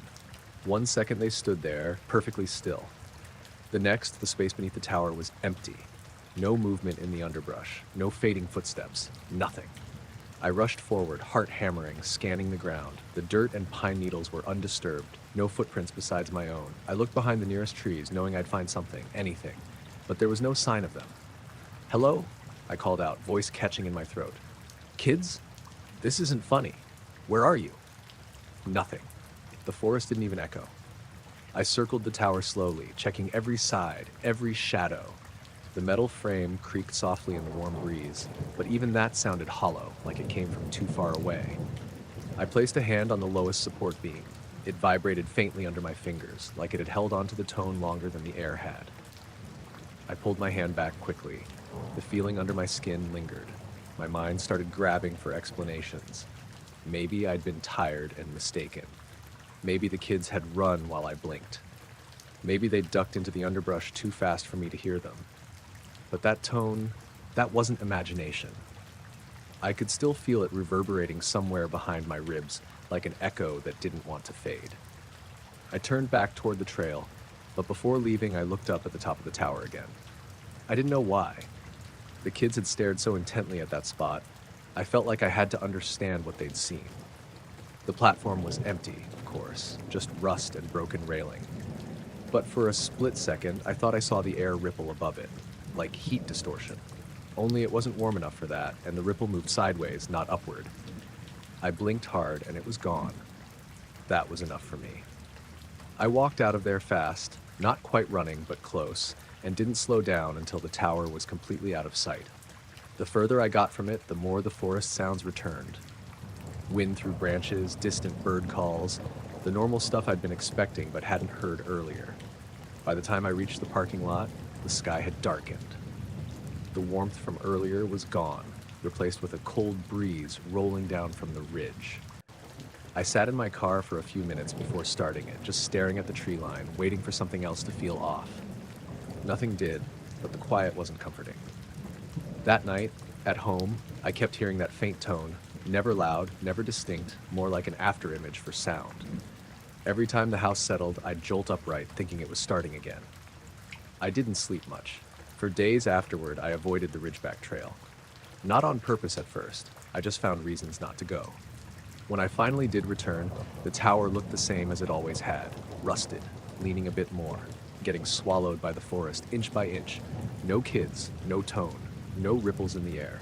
But when I walked past the base of the tower again, I noticed the dirt was smooth. No footprints, no animal tracks. The ground looked untouched, like it had been swept clean, even though it hadn't rained in a week. I left quickly and stuck to the lower loop after that. And every now and then, when the wind is dead and the trees stand too still, I swear I feel a faint vibration under my feet, like something deeper in the forest is humming again. I was driving home from my sister's place in Montrose when the storm hit harder than the forecast had warned. The snow went from steady to thick in minutes, the kind that eats the headlights and makes the whole world look like you're moving through a tunnel of static. I should have stopped at the last town, but I kept telling myself it was only another hour to my place outside Gunnison. I'd driven those mountain highways and worse. At least, I thought I had. It was close to 9 p.m., and the temperature had already dropped below 10 degrees. My tires crunched through fresh powder, no tracks ahead of me, nothing behind. Just a long, white stretch of two-lane highway winding between dark pines and rocky cuts. The snow fell in these thick, spiraling sheets that made the road feel narrower than it was. I had the radio on low, more for company than anything. The signal drifted in and out with static. I didn't think much of it. Storm like that, everything gets weird. But at some point, the static turned into a high, wavering tone. Almost like feedback. Not loud. More like something humming inside the car rather than through the speakers. When I reached over to turn the radio off, the sound didn't change. That made the hair on my arms stand up. I tried ignoring it, gripping the wheel tighter and leaning forward a little to see through the snow. The road curved left, then straightened again. And that's when I saw them. 2 kids, standing dead center in the lane ahead of me. I slammed on the brakes, the truck fishtailing slightly before the tires caught. I stopped maybe 20 feet from them, heart thudding hard enough I felt it in my throat. For a second I thought they were deer or someone's dog in the road, but no, these were kids. A boy and a girl, about 10 or 11, wearing thin jackets totally wrong for the weather. No hats, no gloves, no backpacks. They just stood there, facing me, snow piling on their shoulders like they'd been there a long time. My first thought was that someone's car must have gone off the road. Maybe they'd climbed out and were trying to flag down help. But I didn't see any tire tracks leading off into the trees. No footprints in the snow except the faint indentations right beneath them. I rolled the window down just a crack. The cold slapped me in the face immediately. "Hey!" I called out. "Are you two okay? Did you get stuck?" They didn't move. They didn't even shiver. I put the truck in park and kept my hand on the gear shift, just in case. My gut was already tying itself into knots. The girl stepped forward first. Not much, just one small step. Her voice was quiet, almost swallowed by the wind. "Did you see the bright fall?" she asked. I leaned closer to the window. The what? The boy echoed her, same tone, same stillness. The bright fall in the sky. I glanced upward instinctively, but all I saw was snow, thick, swirling, relentless. I didn't see anything, I said. Where are your parents? Did a car crash? You need to come over here, it's too cold to... A light exploded around us. Not thunder, not lightning, no sound at all. Just a white flash that swallowed the snow, the trees, the road, everything. It was so bright I slammed my eyes shut, grabbing the steering wheel like the truck was about to lift off the pavement.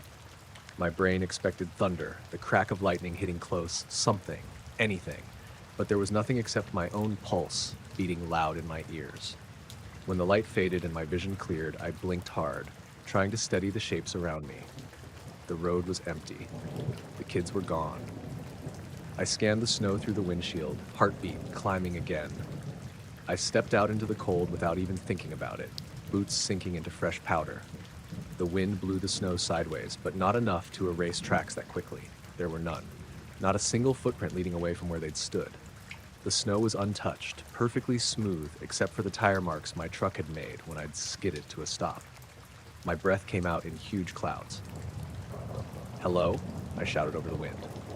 "Kids? Hey, where'd you go?" Only the storm answered, brushing snow across the asphalt. I turned in a slow circle, scanning every direction. There was nowhere for them to run. No ditches, no rock cuts close enough to hide behind, no nearby houses or trails. Just a long, empty highway, smothered in white. The humming sound inside the truck had stopped. I didn't notice that right away. All I could think about was the way those kids had looked at me. Completely calm, like the cold didn't touch them. Their faces were pale, but not in the normal "it's freezing out here" way. More like the pale of something that didn't have much inside it to warm it up. And their eyes. I hadn't really seen them clearly until I replayed the moment in my mind later. Out there on the road, everything was white and blowing and frantic, and I wasn't exactly studying faces. But once the adrenaline settled, I remembered the way their eyes looked flat. Not dark like brown eyes, dark like the absence of anything. Like little pits that swallowed the light instead of reflecting it. I checked the snow again, walking a few feet down each side of the road. Still no tracks, no sign they'd ever been there. The cold started biting at my fingers through my gloves, and the panic finally caught up with me. I hurried back to the truck, slammed the door, locked it without meaning to, and sat there breathing hard into the steering wheel.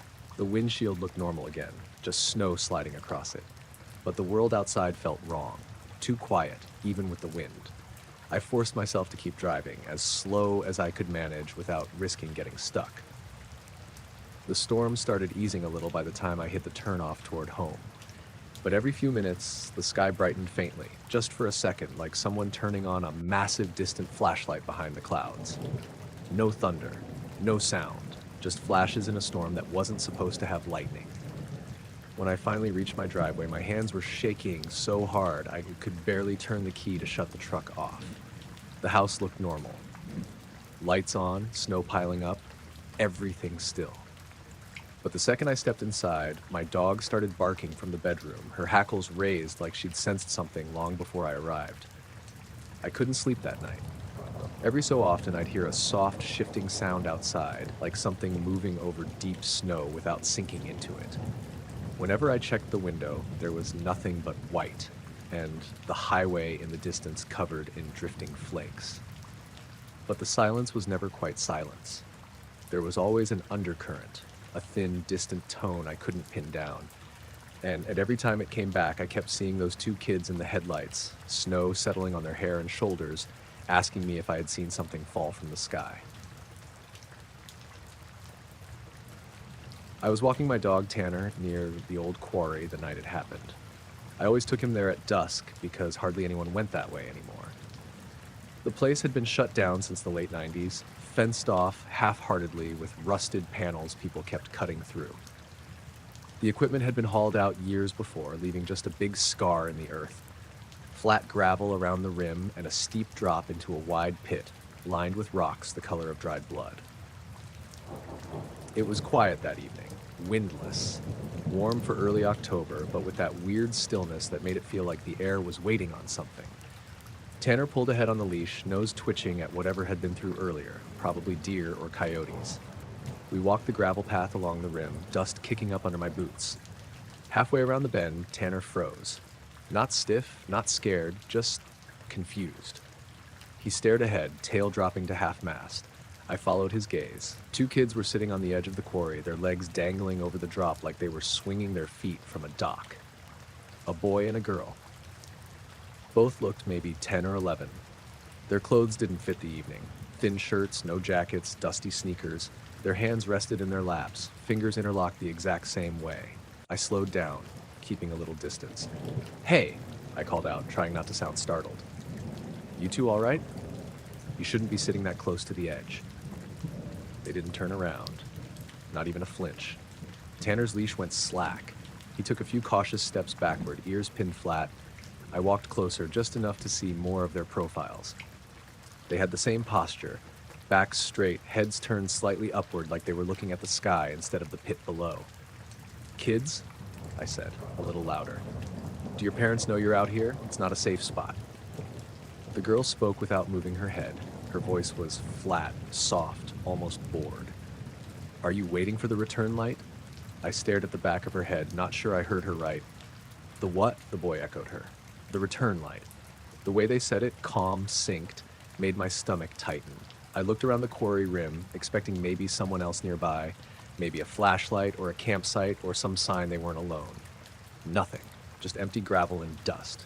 "Look, it's getting dark," I said. "Why don't you move away from the edge? You could slip." Neither moved. Neither even adjusted their posture. Then Tanner began whining, a low, uneasy sound he never made unless something felt seriously wrong.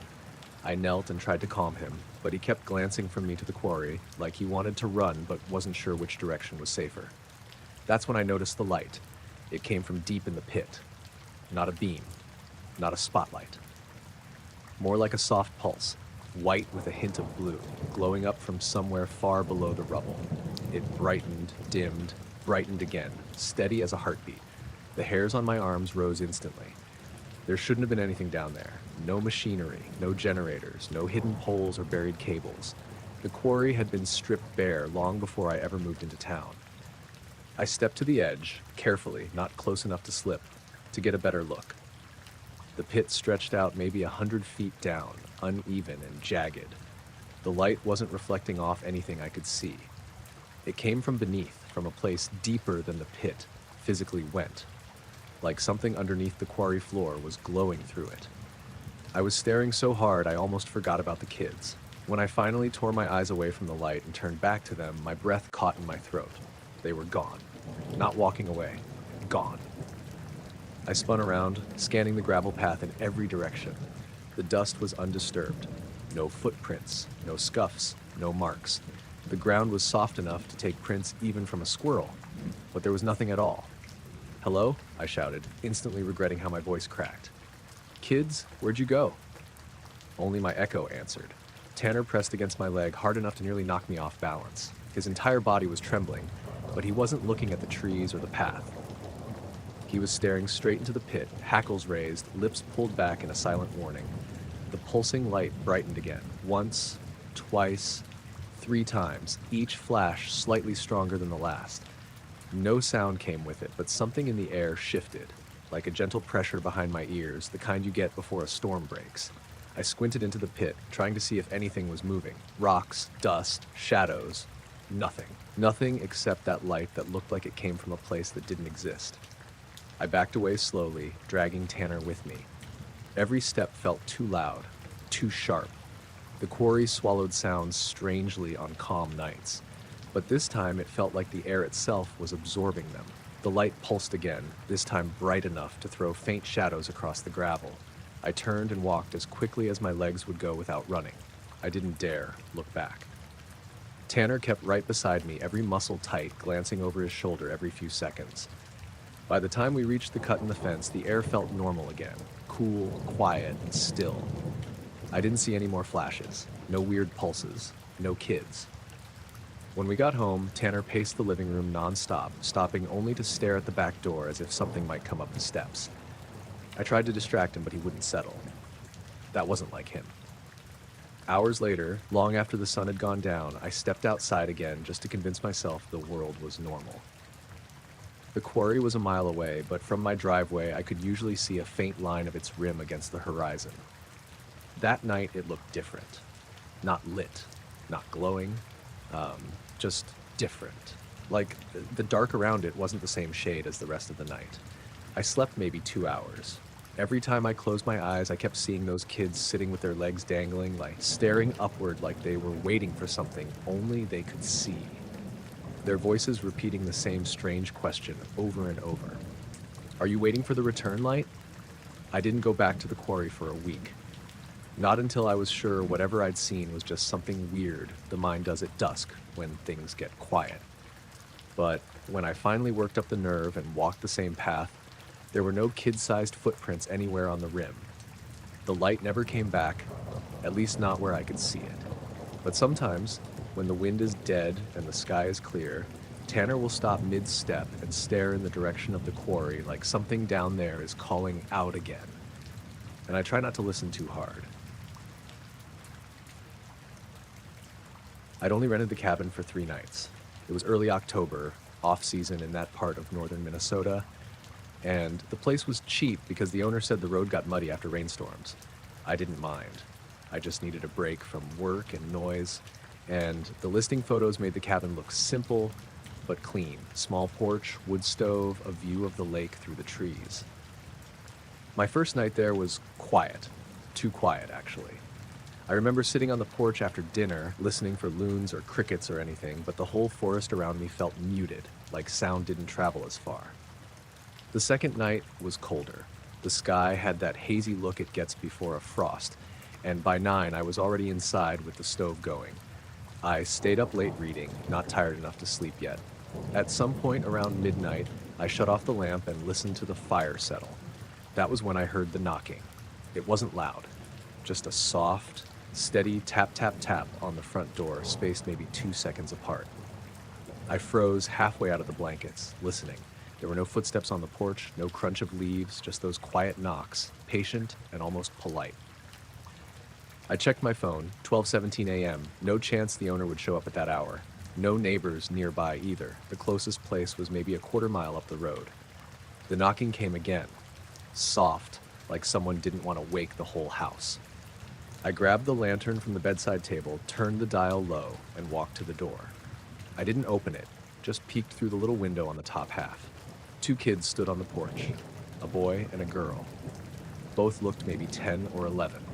They wore light jackets, way too thin for the cold, and jeans that looked almost new. Their arms hung straight at their sides, not tucked in for warmth. Neither of them seemed bothered by the temperature. The girl lifted her head a little and spoke, voice muffled through the door. "Can we stay until the lights stop moving?"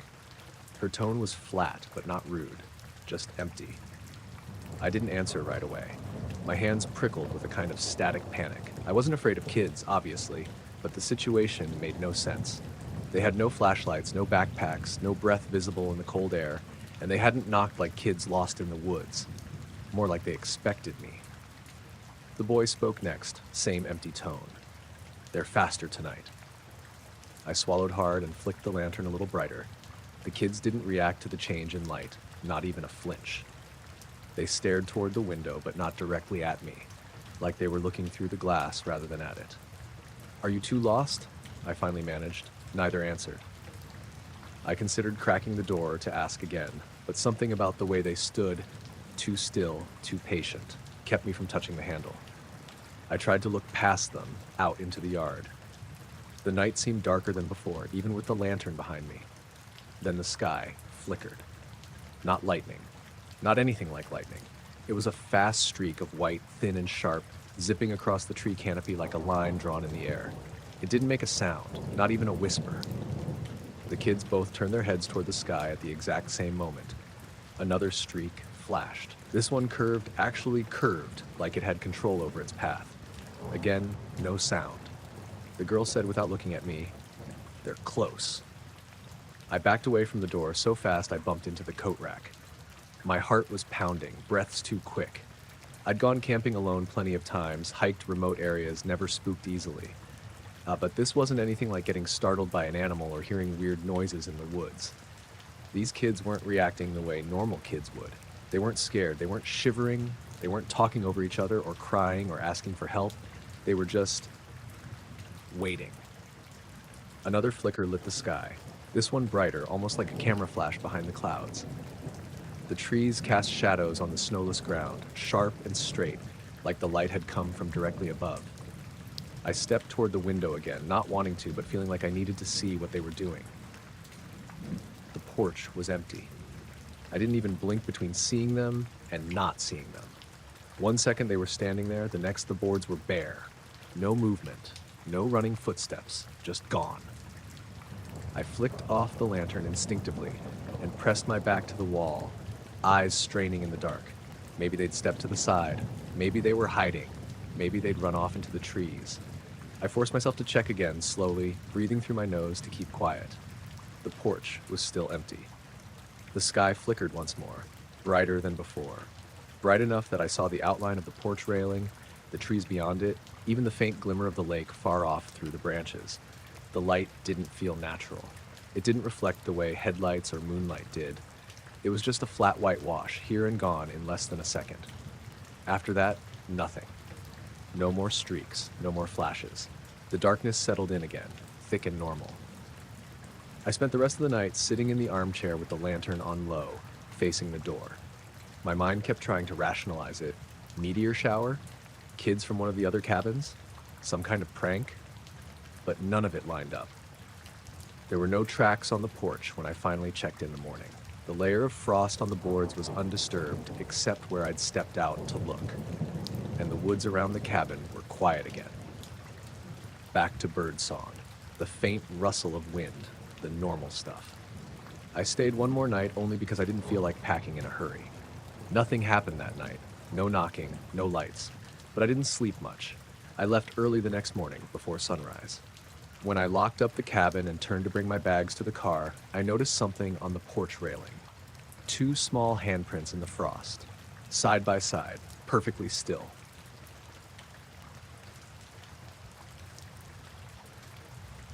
I was riding a long stretch of county highway outside Davis, California.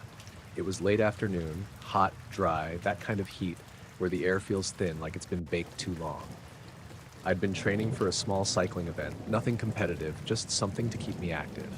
My usual loop took me under an old overpass where the interstate crossed above. The traffic noise was usually constant, this low, steady roar. That day, though, the interstate sounded muted. Not silent, just dampened, like someone had draped a thick blanket over the whole thing. I remember coasting a bit as I approached the shade under the overpass. The sun had been brutal, so even a few seconds of cool concrete shadow felt like a break. I leaned forward, adjusting my grip, and that's when I noticed 2 figures on top of the overpass. 2 kids. They stood right at the edge, side by side, looking straight down at me. They weren't leaning over or shifting their weight or anything. They just stared, perfectly still, like statues. I slowed down without really meaning to, rolling to a near stop under them. It wasn't safe to stop fully in the middle of the highway's shoulder, so I kept rolling, head tilted back, trying to get a better look. One of the kids, a boy, spoke. His voice carried down cleanly over the traffic noise, too cleanly. "Did you feel the shadow pass over?" I braked harder, confused. I didn't say anything back because my throat felt tight, like the words got stuck before they started. The girl beside him didn't look at me, didn't blink. She just waited, like she already knew what I would say or wouldn't. I rolled forward and finally dipped out from under the overpass. When the sun hit me again, it felt weaker somehow. Not cooler, just less bright. Like someone had scraped a thin layer off the daylight. Then the whole world dimmed, not dark, not shadowed by a cloud.